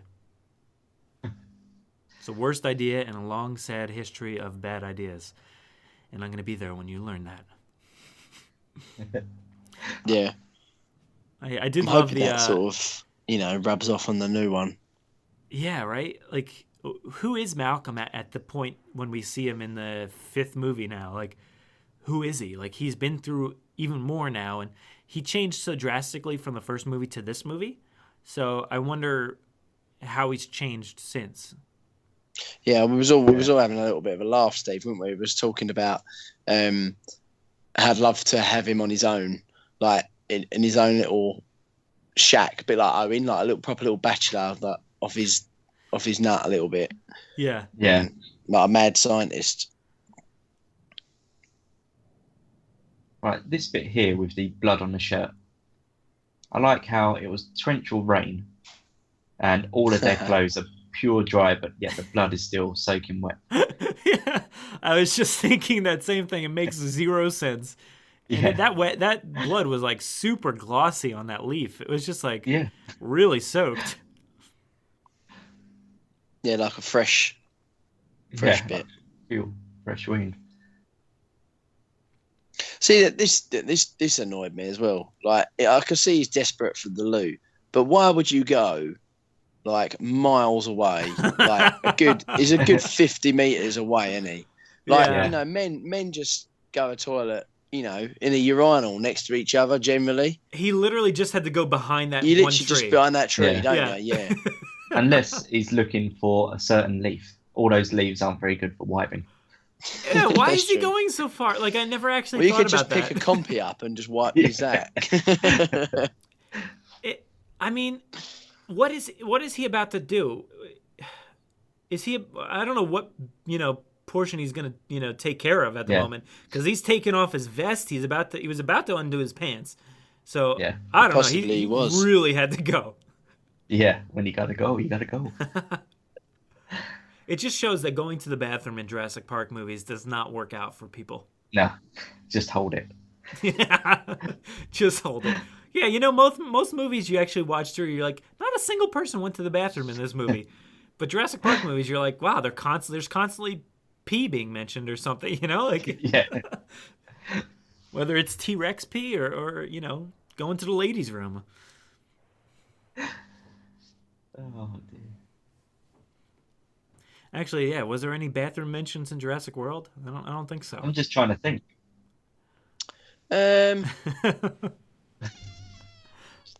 I don't think there was. No, I think they really screwed up there, guys. Come on, Oh. come on. Oh, there Colin. was, but it got deleted. It deleted, didn't It it? must have. Yeah, the one with where she's like rubs dinosaur poo on her face Oh, yeah, that's true. Oh, and he's like, "What are you doing?" Yeah, I'm glad that got cut. That wasn't my favorite sequence there. Oh, that made me laugh though. It did, yeah. always up I just for a bit feel of like it was a humor. little too comical. But maybe not. I mean, these guys just ordered cheeseburgers and apple turnover from the side of a cliff. So Exactly. That's what I mean. Like people, you can't hate too much because people No. like these films all have these little things. yeah, So, but then that's what I think makes them like it. You know, what happens is like we've all grown up and all become a little bit more jaded to certain aspects of filmmaking and want to see things a certain way, so that when stuff like that happens, we're not kids anymore and we may not laugh at them per se, but I think you just have to be a little young at heart to laugh at stuff like that. But God, this is brutal. Watching all these compies just gnaw at or whatever his name is, Dieter. Oh, just biting on his lips. It's disgusting. that bit there. Oh, it's so messed up. At the same time, like, yeah, they really attack him, but I feel like the rip when he rips it off his lips, like Oh, makes me yeah. cringe every time. Yeah. But like, if you guys were in this situation and being attacked by compies and being followed by them, don't you feel like you could just easily get out of this situation? Yeah. Yeah, it doesn't seem like a difficult dinosaur to be killed by. No. Yeah. I mean, Don't get me wrong, they'll freak me out a little bit. Like, I'd be the same way, if there was like like a wasp or a bee around or something like that, you don't really like it and you sort of, move away. yeah. But Yeah. but you wouldn't, there's no point, there's no way I'd be, bitten and then start crawling over a log and then somehow die like some little B Yeah, word. I mean, considering that, that was a full-on attack by the compies and, he's still got limbs, he's still got, it's not really bad injuries, is it? No, I mean, Not sure. yeah, how much damage is one compy doing? I get there was a lot of compies, but if you watch, like, we didn't get there yet, but after he jumps over that log, the blood starts pouring, like, almost instantly. Like, they really demolished him. Must have, like, cut open his throat or something instantly. I feel like when over this log, like the blood looks like steam rather than blood in the water. Yeah. But, like, stop spending so much time kicking water at the compies and just run. Like, Yeah. And then the Like classic this, movie trip. Yep. He falls, it's and just- they're all It's like, kind of cuddling around cringe, him. really, isn't it? This scene. Yeah. It's like, As much why as is he it's not fun, getting up? Like, look at the. Are you over the log yet? No, No. not yet. Oh my God! they're All the just puppets biting. are just like gnawing on him. I love it. I love like the quick movements of all these compies, like when they're actually like the puppet versions. Like they're insanely fast looking. But yeah, he's going over the log right now, struggling. I guess it's like wet, so he can't get a grip. But like, geez, like no. Straight I love No, it when they were just like bloink. They jump. There's loads of them. Yeah, Like flock on and him. here But- comes all the blood. Like Yeah. Yeah, but doesn't Why? it look like smoke? Like it does. mist? Yeah, it does kind of Yeah. look like steam pouring It's not down. the best bloody water effect, is it?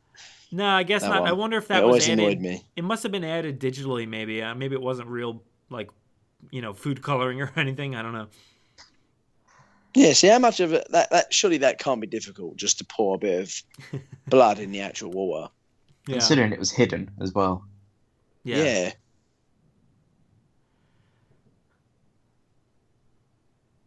I don't know. I always found it odd. No one tells the little girl. What does he mean by that? That the one guy's missing? He doesn't Possibly. want anybody to tell Kelly that people are, missing from their group. Maybe the dinosaurs are picking them off. Doesn't want to scare her, I guess. Seems that way. You can totally tell he's like in control of this group. Oh yeah. Yeah. What I love about this giant group, it's a lot of guys. Like, I love looking at the different guys in the daytime as they're just trudging along, and then later on you recognize those guys like as they get picked off later in the movie. Like, I saw that guy with the backwards hat, like the orange guy that gets like destroyed by that raptor that jumps high in the air and attacks him. Like, and he does that. Ah! I love how like Roland in this bit. Did you find him? Only the parts I didn't like. Map. He's like within the space of a second, he's over it. Yeah, and it's funny because like he must have worked with Dieter for a long time if he was like his number 2, guy. But he didn't care. Like, he's just like, he's dead. That's the last time I leave you in charge. Yeah.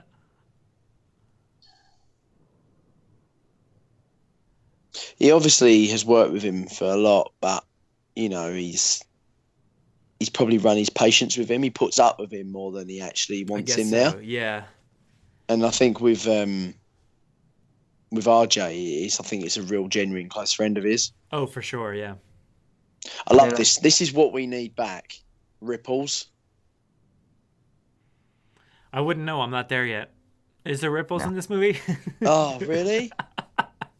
Dude, you got the fastest DVD in the history of man. I swear the scene. I know the scene changes in this film must be so quick compared to yours.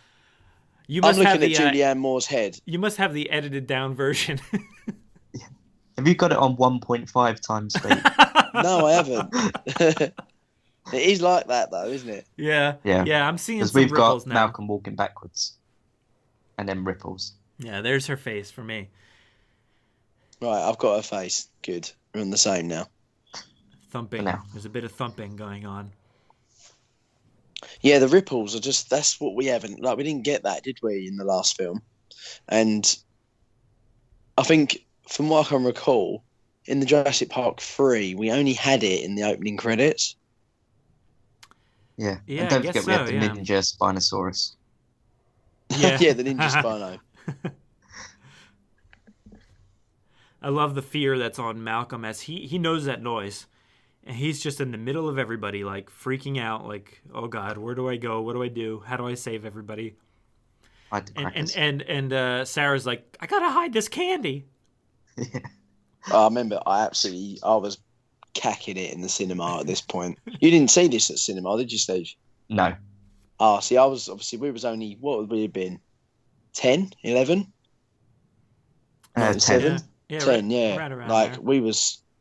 I was absolutely bricking it.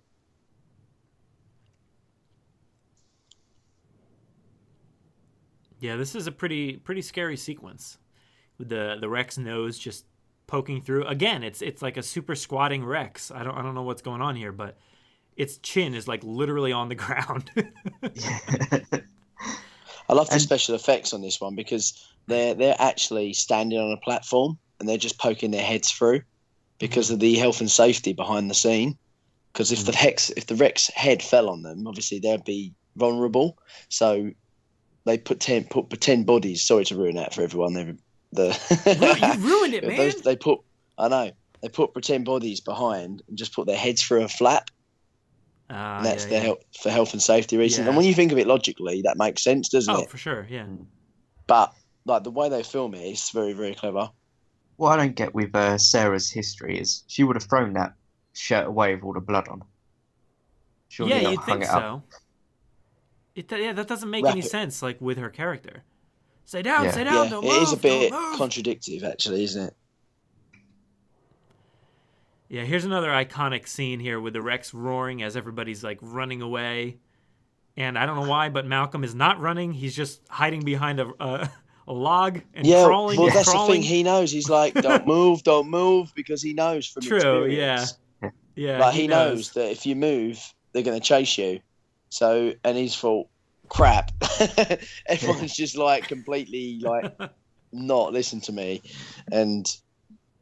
But that's his character to, in a nutshell, isn't it? Like, no one ever listens to him. I use plain, simple English. I don't know whether it's the accent. I don't have any accent I'm aware of. That's just his character. Yeah. And no one listens to him, and he's always right about everything. Yep.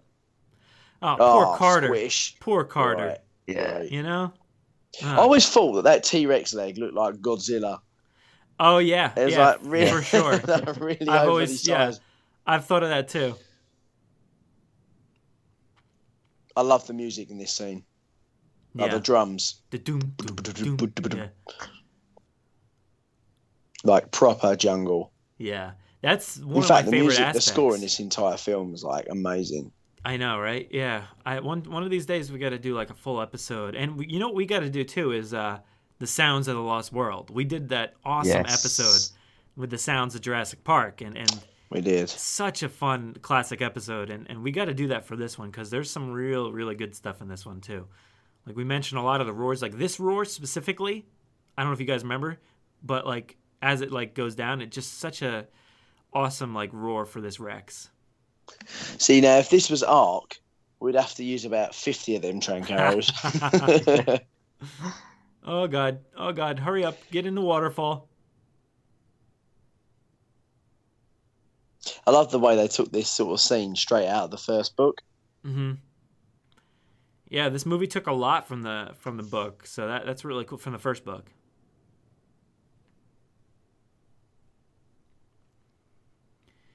They got real lucky that he can't reach them. It's like an inch away, and he's able to lick them, which is absolutely disgusting. And how about you guys? Would you guys go running towards the Rex if you got a snake in your shirt? No. That's just pure stupidity. I would just take the snake, I guess. I mean, it did look pretty poisonous, I would say, like that coloring, but... Yeah, but if you don't... You know what I mean? If it was going to get you, it got you by the time it was there. Right. I would have just sort of stood still until it... So undid your shirt a little bit. It's coming back! Oh, nope, it's just Malcolm. Yeah, it does make a noise right there, doesn't it? Like... Imagine that would have been hilarious if he came back in and he's like, "Oh, like, oh, sorry guys, like, just kidding." Iconic scene. One of my favorite scenes. Yep. I'd love to know what happened to RJ. Like, obviously, I know there's a lot of theories about what did actually happen to him. There was, the others went ahead and they all swarmed in on him, but it was never clear, and I feel sorry for him. I think Jack Ewins said about this on his commentary like a couple of years ago, that he didn't really want to go into the long grass and he didn't want to follow that group of people. Mm-hmm. Like if he would have followed and stayed with Roland, he'd be okay. Where is Roland? But because this is what I mean, because he was with the Rex, wasn't he? Oh, that's right. Yeah. If he would have stayed with him and not followed everyone else into the panic, then he would still be alive. It was only because he went against his own will that he ended up killing himself. Yeah. That jump is just so awesome. Yeah. Oh, this whole scene, like epic. Watching the Raptors look like torpedoes as they're coming through the grass, like just knocking down the tall grass as they come. It's so incredible. I just love the sounds of them. Oh, yeah. Why did Ajay throw his backpack away? I guess he wasn't really running if you watched him later on. He's just kind of like moseying through the long grass, but he got rid of his pack. Yeah. He like specifically threw it away. Like, why? It could have a few meanings. It could be overly, unbearably heavy. Like he was just like, you know what, I'm going to be lighter without this. But or it could be like, in case I got lost, like at least Roland knows where I am. Yeah, it's like a trail, I guess. Mm. Yeah. Although if I was to do that, I'd just chuck like random bits in a trail. Yeah. You wouldn't just throw the whole lump down, would you? Well, there's a lot of falling down hills in this movie. But that's like a fun looking hill. They just slid right down. Yeah.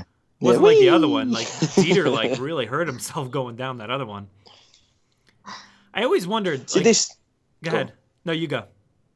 I was to say this graveyard. Like, where is this? Like, I don't know. Like, that's what I was wondering, because it's so close to this compound here. I almost wondered if it was like a man-made structure, but there just so happened to be dinosaurs dying there too.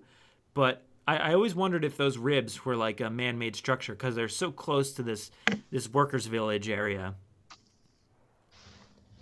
Like, is this the same? It's not the same workers' village, is it? No. with a factory in Jurassic Park 3. No, I think that was a separate. Like, I think the separate Lego one. kind of made that canon, didn't they? That it was different. So I always like The to Lego think it game. is the same room, and they pause on certain things in Jurassic Park 3 that would make you think like they're trying to reference it, but no, it's definitely different. But yeah, this wall love art is the amazing. little music, yeah, it is, and the music, this bit sort of brings you back, doesn't it, Yeah, to what it was all about originally, but you and how much has changed. and look at Nick here. He's like, wow, that park was legit. Like, it's real. He's one of the people that didn't know if it was a real park or not because, the media told him otherwise, that the place didn't exist and nobody was injured there. But he's just Hammond's looking check at clear that this like, way, wow. I'm going on this wild goose chase. Yeah, exactly. love- Like, it's just confirmed there. I mean, obviously he's known dinosaurs exist at this point, but the fact that the park was real, he's like, wow, that's pretty legit. I love how I they remember painted the T-Rex in that bit there, all roaring as if he's escaped and the car's Yeah, trying to drive yeah. away. As if Yeah, they- that's really interesting artwork then, when you think about it that way. But to be fair, it did its job. I can see why he absolutely cacked himself then, though. Can you imagine turning around and seeing that? Yeah. Yeah. And do you know what, this bit, until he turns the lights on, really freaked me out. I was thinking something's going to jump out of him any minute. Yeah, kind of like Ellie with the tunnels. Yeah, exactly. That's the sort of vision I had in my head in the cinema, and like my heart was in my throat. Like the bit out Jurassic Park 3 where you see the raptor run across the glass. Yeah. where they're Oh, at. yeah, yeah. That's a really cool scene, actually. To be fair, as stupid as it is in one way, that actual bit in the background where it's blurry, and you see the Yeah. raptor past.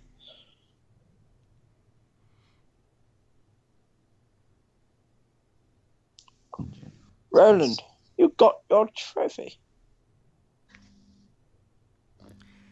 Again, James with the fast DVD. Yeah. Oh, honestly, I'm sick of pausing it. Can you just tell me where you are? Well, now we're at Ludlow, staring at the Rex. Okay, let me know when you see Roland sitting with a gun. Right there. Right, Yeah. I'll pause. I've played it. So, Okay, now mine's just cut to Malcolm walking. yep, exactly. Yep. Going through the Okay, rib cage so again. we technically should be in line now. For now. We still got a lot of the movie left. We'll see what I know, happens. yeah. It's funny because at See, this I point, thought that was a skeleton at first, and then Oh, realised yeah. it was actually connection rigs. yeah. But that's what made me think, like, is it man-made? Because it's so close to all this stuff. But the funny thing about this sequence is, like, you feel like the movie's wrapping up right here. Like, I feel like, all right, It we're getting does. to the end. Yeah. But no, you got, like, I don't know what the timing is, but at least, like, let me Hour say. and a half at the moment. Yeah, we're at an hour and a half. We got another, like, 30-something minutes left, it seems like, maybe more. And, yeah, it's awesome. They're just wandering around this compound. Like, everything seems fine. But, Oh, where did that raptor come from? yeah, silent raptors.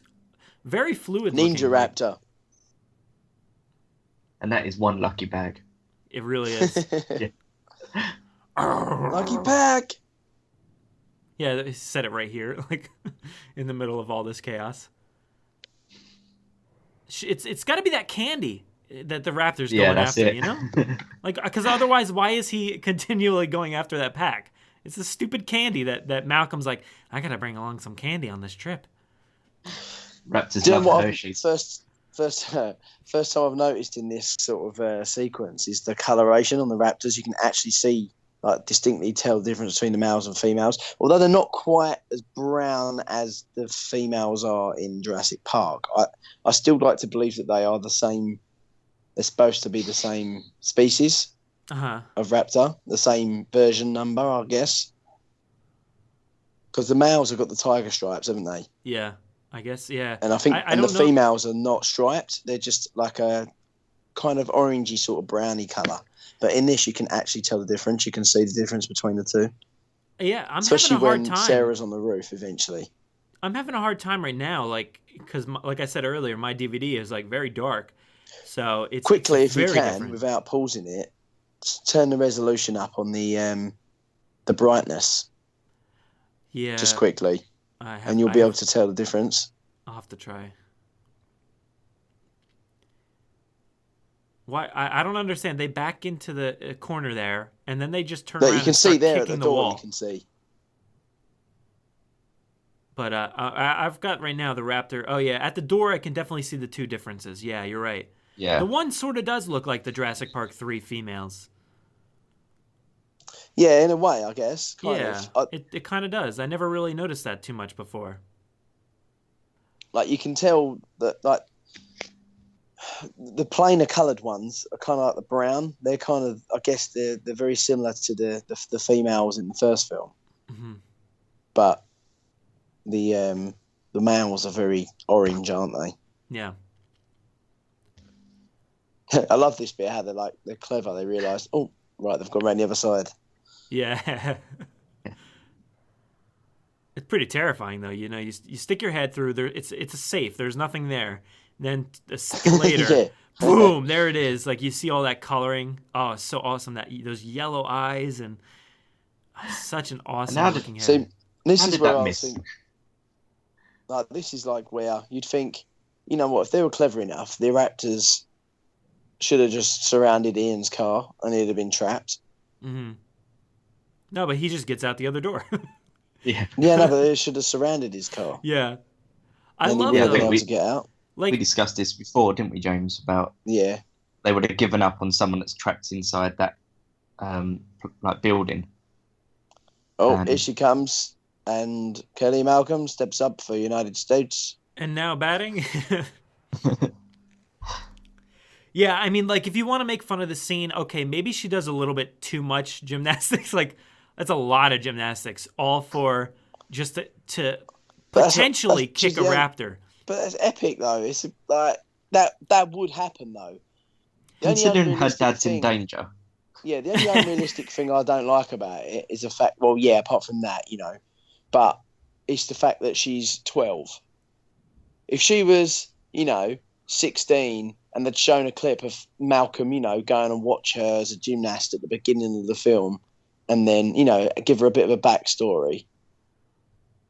Yeah, but I think that's enough. Like, I think it's plenty because he's just like, cool. they cut you from the team. Like, he's just like so confused at that moment. How like, good. He's like, I've just seen the best gymnastics I've ever seen, and they cut you from the team. Like, how? Yeah. See, now this, I think, is one of the females. Because there's the male at the bottom with like the stripes. Wow, she didn't hesitate jumping across that roof. By the way, she just went for it. And the feet that is the what is this? The female at the on bottom. The top. Watch the colours of the two of them at the bottom. You really can tell the difference when they're fighting. Although I'm still on the roof at the moment. She's hanging off right now, and then the Raptor's about to fall. That's it. Right, mine's just fell. No, you can see him down there. Still up there. Yeah. She's staring at it. Oh, here it's going. It's going to fall any second now. And fall. And there you go. Yeah, you can definitely see the difference there. Yeah. Yeah, I don't think I ever really paid too much attention at the difference in the Raptors. It's only those subtle glimpses that you get to see how different they actually are. But it shows how wild they are. And this, like, all of a sudden, this scene is over. Like, it wraps up in no time so at all. quick. Yeah. But I love seeing the architecture at this place. Like, what is that stuff on the roof of this building? Like, it's some awesome looking stuff. The design that they use, those awesome doors that you've seen in the other movie and everything. It's quite fun to sort of build on Minecraft, isn't it, as well, Steve? Like we just did the outer shell and stuff. We just did the outer shell of this one, didn't we? Yeah. Like, what was that building, do you reckon, used for? Because it's supposed to be a worker village, isn't it? Yeah, I guess communications maybe to the other island. Maybe they're communicating back and forth what dinosaurs are ready to be brought over, what point, what point in their growth rate they're at, or something like that. I don't know. Yeah, it's got the helipad, so it looks like it could be like the full storage bit. This is the last scene we see of Nick Van Owen. Yeah, pretty much. What do you think happened to him? Like, obviously, I've heard Jack's theory. Like, I like his theory. It's quite, it's out there with the whole He was on the boat. He San does Diego seem like boat, that kind of guy. and he Yeah. had his hand cut off, just to sort of, just for his own headcanon, really, more than anything. And it was quite cool. It made me laugh. It was good. Like, you can't argue against it because obviously there's no proof not to. No. But what do you think happened to him? Do you reckon he's just at home chilling out and just done his bit? I guess. I mean, he doesn't seem like a guy that would be too affected by all this. I don't see him, like, say for instance, he was in Jurassic Park 3. I don't think he would have been like a guy who was affected by this too much, like Malcolm was in this movie. I think he would just go about his business because he's seen some stuff. He's been a part of some traumatic experiences in like Chechnya and Bosnia and all that stuff, right? So he's used to this, I feel like. Maybe not dinosaurs. He's not used to that. Rwanda. But trauma, So I think he would be okay, but where he's at, I don't know. I think he just continued going along his business. Maybe he tried to submit his photos for, what did he say he wanted earlier? Nobel Peace Prize or something like. Yeah.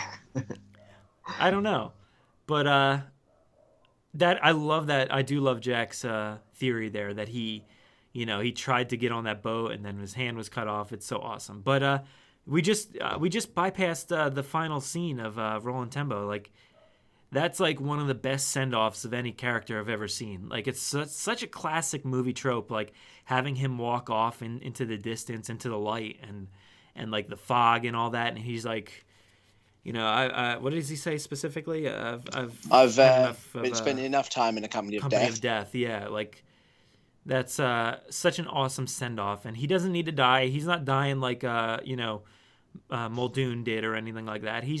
That's it. He's just done as a character. Now we're in the city. That defines why his character's just better already, because you think Muldoon, he's supposed to be a raptor expert that knows nothing about raptors. He gets killed by a raptor using the one technique he spoke about what they're capable of doing. He dressed like a complete donut. He was always scared. Roland just didn't give two F's at all. And it's just, Here's this scene here. If you look back there, you could see lights for miles away, like in the back. But when the boat does come, it's completely foggy and you can't see 10 feet in front of you. Yeah, I guess the fog rolled in at that point. That is a good point, yeah. Oh, sorry, guys, you aren't on the list. I'm going to close this gate in front of you.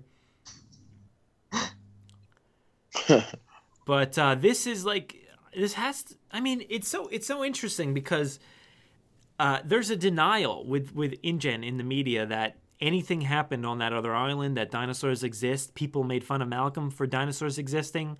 Yet there's a theme park in San Diego built that says Jurassic Park on it. Like, what did people think that was? Did no helicopter fly over and ever see that? Exactly. The morning news. It's like, well, we got some traffic over here on the 4 and a little bit over here on the 15. But oh, look at that! There's a Jurassic Park theme park. What is that? There's nothing in there. But even did the they concept, never wonder what that? was that even meant to be? It was an amphitheater or something, wasn't it? Yeah, so I guess just just to show them off, and then but this is a T-Rex, right? Okay, the next one, put that away, get the next one out. Exactly. It just would have been a circus. That's all it would have been, a stationary circus. But it is weird because at this point, InGen is coming forward right now because they're televised on TV. Like, we've got something that you guys are not going to want to miss. I don't know why they'd be filming this anyway, because this would be pretty boring. They're not going to let the T-Rex loose at this point and show people. So what is this? What is the point of this press conference?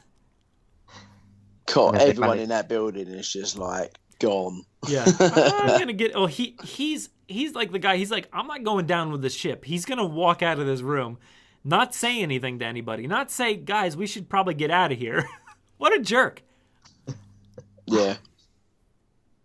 Where's the infant? Slowly leaving the building. That is. Oh, God. That would be terrifying, seeing that. Oof, the SS Venture just plowing into that dock.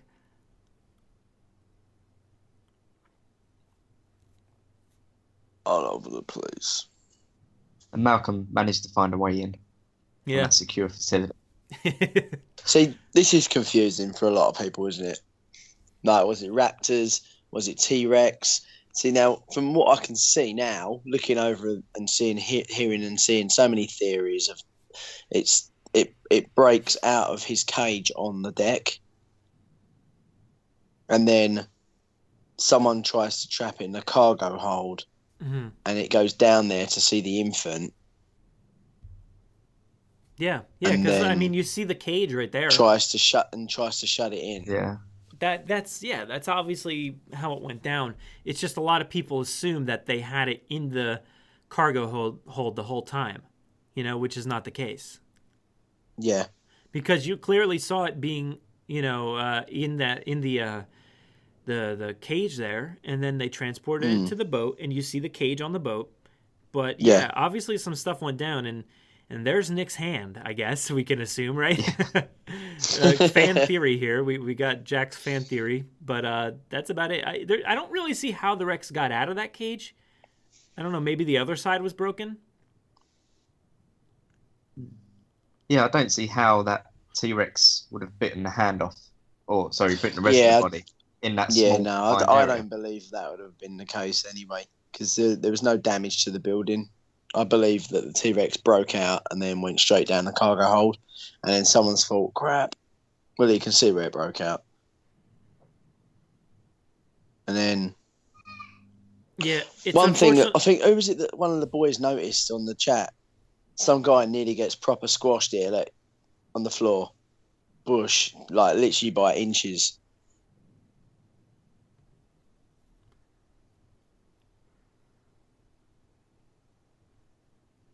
Now you're John Hammond. Yeah, we got the Rex breaking I love out. the irony. I love the irony Oh, with okay. You see the cage there is pretty messed up in the front of the cage, so obviously it busted out there. Now the Rex is walking down the platform and chomping at some dudes that are jumping off the dock. But a lot of people don't like this sequence,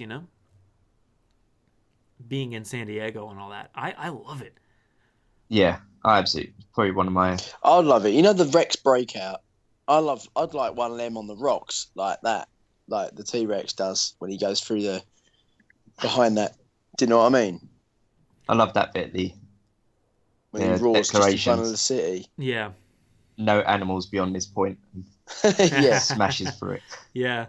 Do you know what? The editing on mine is so different to yours because I purposely paused it, didn't I, in line with yours? Yeah. Yeah. And I've well past that scene. It just must be the speed of the DVD or something, because I don't know. Yeah, it must be like a frame rate type thing or something on the Blu-ray. I don't know, but yeah, you're a little bit quicker. But I'm definitely quicker on my one. I purposely paused it to wait for you guys, and when you said play, I did, and then I'm still ahead of you again. It's the cutting, it's the editing of the cut.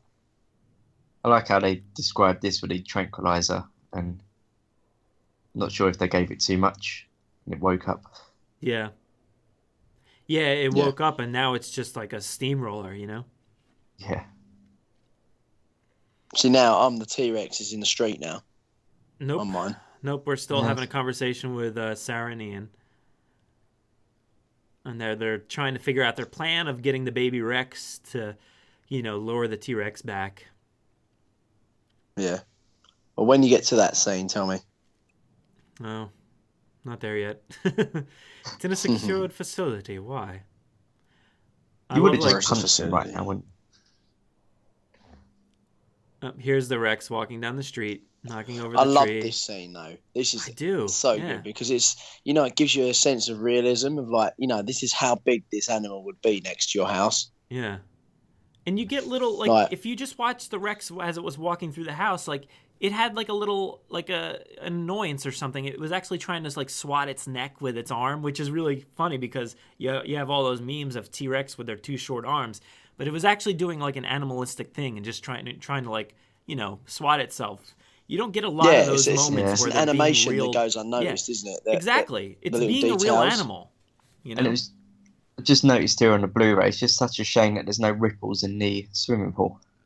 It's true. It's walking. I love this scene. The kid is like wide-eyed and looking at the dinosaur, and obviously he's given this story to his parents a bunch of times. Like, there's a monster in my room, and they're like, "Go to sleep, kid." But actually, there is a monster. He needs a proper nightlight.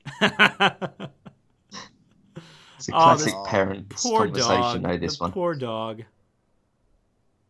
I love the CGI on that T-Rex there. So good. Yeah. It's so glossy. Like, it actually looks like it just rained in San Diego. The ground's all wet, and the Rex is wet too, but we never actually saw anything like that. Yeah. I'm not sure about you in your household, but when I go to bed, I turn every single light off in the house. But yeah, they've got all the hallway lights on. And... Yeah, you're right.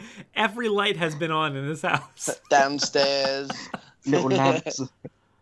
Even downstairs has got the lights on. Yeah. That is pretty hilarious. Yeah, things are different here in America. We sleep with the lights on. He needs a proper nightlight. Like, there's not enough light going on. I'm surprised no wonder the kid can't blooming sleep. Yeah. Now, this kid has some awesome, documentation of this T-Rex. That's the Nobel Peace Prize right there. That's who the prize is going to, this kid. Yeah. Slow down. Oh. Is it me? So I know awesome. this is a miniature, but the like that, it's not very big to showcase a dinosaur in, is it? No, not really. I mean, it's still like being built and all that, but yeah, I mean, look at all these tiny paddocks for what, like Stegosaurus, Triceratops, whatever, all these small dinosaurs. And just think of logistically how hard it would be to transfer all these dinosaurs out into the showroom floor, I don't know. I don't think you can just like lead a dinosaur out with meat or something like that. It would be very difficult. You think about a zoo. Sometimes you go to a zoo and not the dinosaur isn't, or not dinosaur, but the animal isn't always in plain sight. If you go to like a monkey exhibit or something, like the monkeys are sometimes they're in their cage area where you can't see them. Yeah. Yeah. I like that bit when he goes, when the adult sees us, when he be like, you, because he's done the baby again. Yeah. He's just backing out right now of the follow the there. Screams. Yeah. Man, you're way ahead of us. And do you know what? I love this shot of the T-Rex biting the traffic light. Yes. It just shows the power of its bite. But it also shows how like neck muscles. How like how big it distracted it is too. It just like it's like I just want to bite this traffic light for no reason. I don't like it. Yeah, I don't like the color red. It's like a bull, Yeah. Yeah. The red. This bit with the bus when he just smashes it. So awesome. It destroys that bus in a second, Gone. Like you were saying, James, it really shows the power on this beast. So many people at Blockbuster right now. How late is it? It's like 9:00 at night, and there's so many people buying DVDs or VHSs probably at this point. There's David Quep, the screenwriter. I think he was screenwriter. Yep. He's crashing into the window T-Rex here. food. He's trying to escape. He can't escape. Credited as unlucky bastard. Yep. Poor guy. Groaning. I'd like to die. Starbucks across the street. To be fair, it's a Starbucks. I want to die like Eddie, being ripped. See, there was a discussion saying, "Oh, this is CGI, this is animatronic." You can tell when it's CGI and when it's animatronic. Yeah. Right. There's this bit coming up. Look in the rearview mirror. You can see Steven Spielberg sitting down there.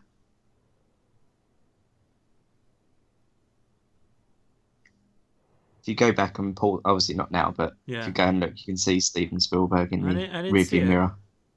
I love the coloration as well. When it goes underneath the garage, you can see like the coloration on its skin. I love the shock as Malcolm turns and the ball is rolling. He's like, oh. But yeah, the color, like it's so green at this point. It's awesome. Such an awesome color. Like that Bull T-Rex toy really came to life, via this movie. It's so awesome. I wish I'd have had that, actually. It's one thing I never had. I had the red one. Oh, man. Yeah, I never had I never really got the Lost World stuff. Oh, I think I got the Raptors, and I think the Dilo was one of the toys. Yeah. I believe. But I didn't get anything else. I was kind of... I don't know. I didn't really get a lot of the stuff. Is there any way through? Oh, God, there could be. Just smashes through. T-Rex is just like rampaging straight through. Like, I mean, why did they stop here? Isn't the carry on going? Yeah, keep going. Like the ship's not. Tell right them there. to shoot it. Drive the car onto the boat. Yeah. Anything. I mean, that's what happened in Too Fast, Too Furious, right? And that's a Universal movie. They should have just drove the boat like through the air and flown through the air. Yeah, annoyingly, they probably would now. Yeah, you're They'd probably right. do that. I could foresee like Owen flying through the air and landing on a ship. Yeah, on his motorcycle. Like in the Lego movie where he jumps from his Pteranodon. Exactly. Yeah. I want that infant. But what is his rationale here? Why is he chasing after them with the infant? Yeah, They're obviously running to a dead end. Okay, there you go, mate. Here's a baby. Yeah.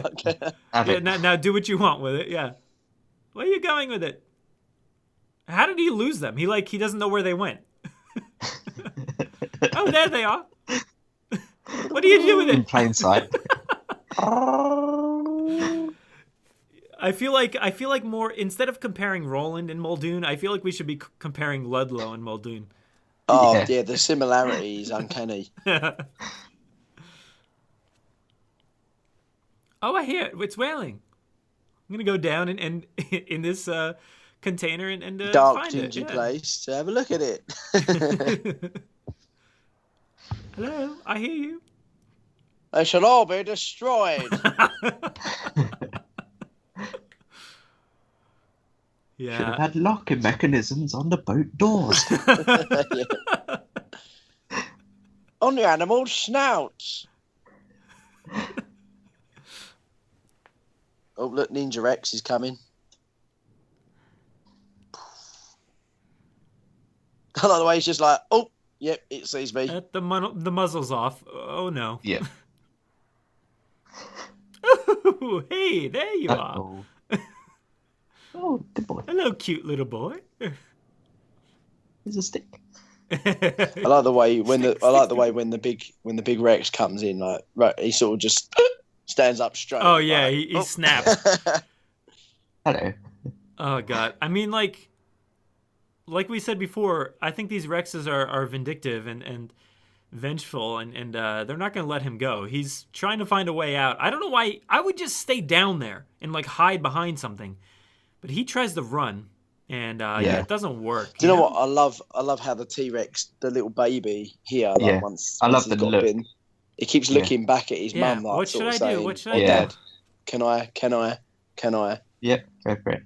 And it almost looks like that's my boy. Yeah. I still personally don't believe that baby T-Rex would kill him. Though No? there's no way that he'd still be able to fight that baby T-Rex off. I think Because all you'd have to do is snap its neck. I guess. I mean, I feel like that baby Rex is just as brutal as maybe the Dilophosaurus would be at that point. They're similar heights and all that. But again, you were talking about Nedry, and I don't know how good he is at fighting off things. So, but yeah. So the Rex is in the container, and almost to the end here, they're about to shoot it with the trank. I want you to shoot it. Not the baby, I want that alive. This is a great sequence, the way they're shooting this. You know, they're shooting from above with the helicopter That's shots. another slow motion bit as well. Yeah.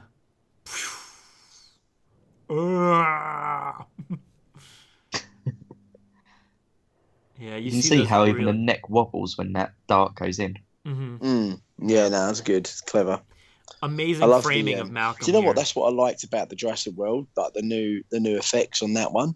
Like people moan about the lack of animatronics, which is fine because when it comes to realism of a human interacting with an animal, you can't beat an animatronic if the animatronic's good enough, like the baby T-Rex is, for example. Yeah. But when the animal's roaring, like in Jurassic World, you see the little mouth flap. Yeah. The mouth flaps were wobbling and like all the saliva sort of spat out and, added that essence of realism to it. Mm-hmm. And as the breath and the airflow came out, it showed like what it would actually happen. Yeah. I think. Well, we're at the final scene here. The couple of Ian and Sarah are asleep. There's like loads of food on the table and champagne and milk, and nobody Candy. ate anything aside from popcorn. It seems like, and they're watching CNN. Absolutely imperative. Yeah, this sequence is so good. Like the fact that the main characters are asleep is awesome. At the very last scene is pretty cool. Like you don't really get that a lot. And the news, the live news here, it's legit. Like they actually got real news anchors and all that, and using the real graphics, it makes you feel like it's part of this world. And you get your final shot of John Hammond here, and it's actually pretty sad when you think about it. Like this is it. Yeah. This is the last time we see him. And it's probably, aside from maybe the flea circus and the guy on Everest, like this is one of the best, probably like in the top 3. Moments in the series for me. Yeah. So this bit is like proper cheese-tastic because this would never happen. You'd never get herbivores in that close proximity with a baby to 3 Tyrannosaurus. But as a kid, that's like a wallpaper you'd want on your wall, isn't it? Yeah. Yeah. And like the Pteranodon is like perfection. Uh-huh. I'd love to see this in virtual reality. I had this scene you can look around. Yeah. The Pteranodon. Yeah, that'd be really cool. And the Pteranodon the is final just perfection. It's like the colour is like amazing, and the sound. I think the animation, so good. everything about that whole scene is like absolute class. It defied the film really. It defined like what the film was about. Like family, and showed the CGI in harsh sunlight. It was just bliss on screen. Yeah, I really do love that sequence. I hope we get more stuff like that. It shows how animals, are in real life. And I mean, yeah, you say like it wouldn't be a certain situation where those herbivores are near the carnivores, but stuff like that can happen in real life. You can get a family of lions near some rhinoceros. It really depends on what type of food I guess they would go after. Maybe in this case the Rexes are too busy teaching their kid, or maybe they were pushing the kid to go eat one of those Stegosaurus. You never know. Yeah. But it was just cool. I liked it. Yeah, and then I do love it. Obviously we got the credits. Yeah. It's an awesome movie. If you didn't catch that already, we pretty much love this movie as much as you could. Yeah. I think I like this film in a way as much as I do the first one. Mm-hmm. Yeah. It's very hard to be a Jurassic fan without seeing this film. Is that a dig at a certain person? No. I know some people that haven't seen it. But no. She done well actually. She's gone 2 hours without at least one dig. That's true. That's good. Very true. Yeah, the entire movie. We actually did really well. You done well. But we won't name you. Yeah, this movie for me, like I could never imagine not watching this. It's such an awesome movie, and like you said, for me, it's kind of like neck and neck with the first one.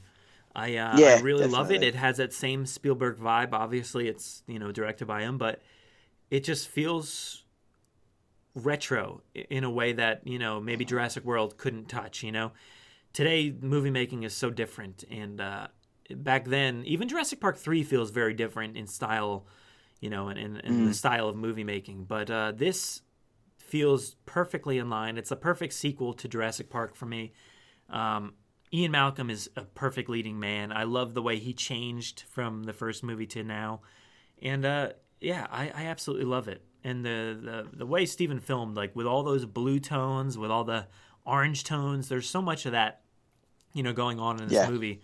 Definitely. And it's so awesome. I love it. Yeah, it's so hard to put the films in order of how much I like it. What's my Yeah, favourite. it changes. Mine changes Yeah. by order. Because I absolutely love Jurassic World. Yeah. But there's something about this one.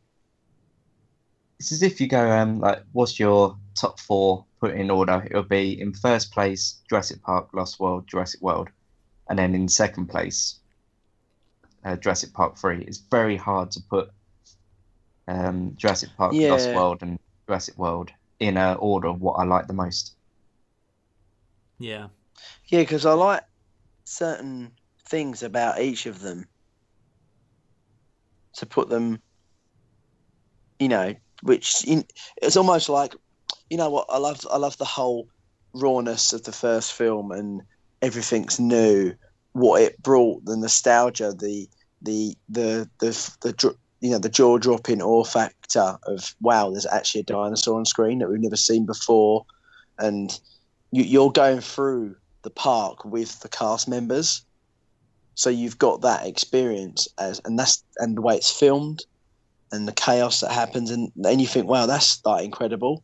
You can't beat that. And then the second one, it gives you the dinosaurs that you've already had, and then it gives you more dinosaurs. So then as a kid, you're just like, oh my God, like it gives you like Stegosaurus, new dinosaurs.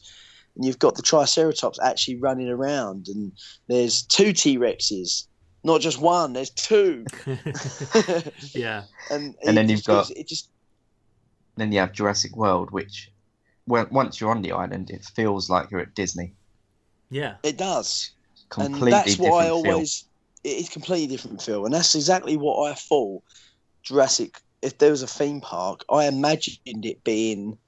Well, like not how Jurassic World looks, but, to that sort of degree, that like concept. Universal Studios would be, for example. Yeah. But instead of rides, you'd have, the dinosaur attractions. Yeah, like the game, like the Jurassic World Genesis game. Yeah. Michael Giacchino did so well in fitness scoring with the way the film felt. Yeah, definitely. Yeah. Like every time, I don't know if I'm the only one that does this, but playing when it's sunny out and I'm driving along the road, there's nothing better than playing as a Jurassic World turns. Yes. It's like it perfectly fits, and I don't know if obviously the films sort of made me sort of feel like that. I guess it's like Nedry in the rain. Yeah, you gotta listen to Nedry Steals the Embryos. Dun, dun, dun, dun, dun. Yeah, but even when Michael Giacchino released the few tracks early before the film was released, yes, we spoke about those tracks before, and we even said you could get a real theme parky vibe. Yeah, we actually did, didn't we? I remember that. Yeah. Oh, and I guess that the 9 till survival job was as a Jurassic Park closes was the credits at the end. I love that track actually. Yeah. I love the way it goes from the old classic theme into the new one. Mm-hmm. Yeah, we actually did an episode pretty early on when he released those songs, and we basically spot on, like nailed what kind of scenes those would be in, and it was perfect. Like I think he perfectly surmised what was going to happen in that, and I hope he takes some of the Lost World, tones and all that, and take it to the next movie, Jurassic World 2 or whatever you want to call it. Because he started to subtly in Jurassic World with that Lost World theme, but the Lost World theme is so good. I just don't want anybody to forget about it. Like it doesn't get enough credit. We actually didn't really talk about it too much here because, well, for me the sound's off and everything. So yeah, but that score is so good, and eventually we'll talk about it more in depth. But yeah, it was so good, Definitely. and I hope Giacchino touches upon that more in the next movie. There it is. There it is. There it is. We're at the end here, and do you guys have any final thoughts before we head off?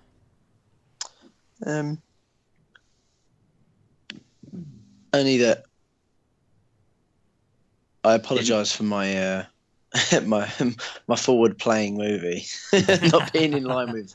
I mean, we know it's a one. fast-paced film, but Yeah. It was really odd how that happened actually for some strange reason. And You even when I should have paused played it in caught up like with you guys, slow but- motion or something, you know? yeah. Yeah, I mean, I was trying It to was, think whether it was mine, whether the Blu-ray had additional minutes in, but no. No. Mine was in line with yours, Brad. Yeah, that's ours odd, were pretty isn't it? good. That It must was have really been the edit interesting. on my film. The old DVD Must- versus the new Blu-ray. It's very strange how that worked out. Yeah. Yeah, because even when I slowed down and waited for you guys, I still ended up going ahead again by quite a bit as well. Yeah, no problem. I'm sure, we didn't really talk too specifically, so it kind of works out. But Yeah. why don't we head So off if you followed here? Steve's, if you followed my one, great. If you followed their two, even better. Yeah. Why don't we head off? We've been doing this for a while. Let people go do something else for a while. So where can people find you guys? We're at on Facebook and Twitter and YouTube as Jurassic Unicast. My private account is James Hawkins 24. Steve, you use the Jurassic Unicast one quite often, don't Yeah, I don't use personal one. you? Yeah, so if you see me commenting, that's me, and I'll probably be commenting on both Brad's as well. Yeah. But yeah, don't forget to go and check out our YouTube where we've posted many little things on there Yeah. as well. But yeah, I mean, happy 20th birthday to The Lost World. It's been a great anniversary month. We've been celebrating all month long. And yeah, we've got a big 100th episode this week as of this recording. So go listen to James and Steve on that, along with Jennifer Tarrick, Jay Jurassic, Aaron Beyer. that was quite a fun one, wasn't it? It was quite funny. It really That was was. We've got a lot of big good. It was a good announcements and laugh. stuff. There's this commentary, obviously. There's behind the scenes every week this month. All kinds of stuff if you want some good Lost World footage there. So we got all kinds of stuff to look forward to. And we just hit 100, so we're not stopping now. So we got a long way to go before the next movie comes around. So if you want to follow us, you can download it on iTunes, Podomatic, any app, podcasting app. We're on Google Play. Go to our website, www.jurassicparkpodcast.com. Follow us on Twitter at Jurassic Park Pod, at Jurassic Park Podcast on Instagram, all that. We're on Facebook. Find it. So yeah, that's about it. I guess we'll head off here. Excellent. Well, thank you very much. Yeah, thanks for joining me, guys. That was a lot of fun. Yeah, Hope definitely everyone have else to enjoyed it too. do the other films very soon. Yes, Yeah, we'll definitely. get into It's that. a Jurassic Park 3. We got a lot coming up. Even Jurassic Park 1 we haven't done yet, have we? I know, right? We might as well do that one last now. Who knows? Yeah. We'll get to Jurassic World 2 before we do that. Yeah. Yeah, you know, don't you? Yeah. All right. Well, thank you so much, guys, and I'll talk to you again soon. Yeah, no problem. Take Bye. it easy. See you later. Bye.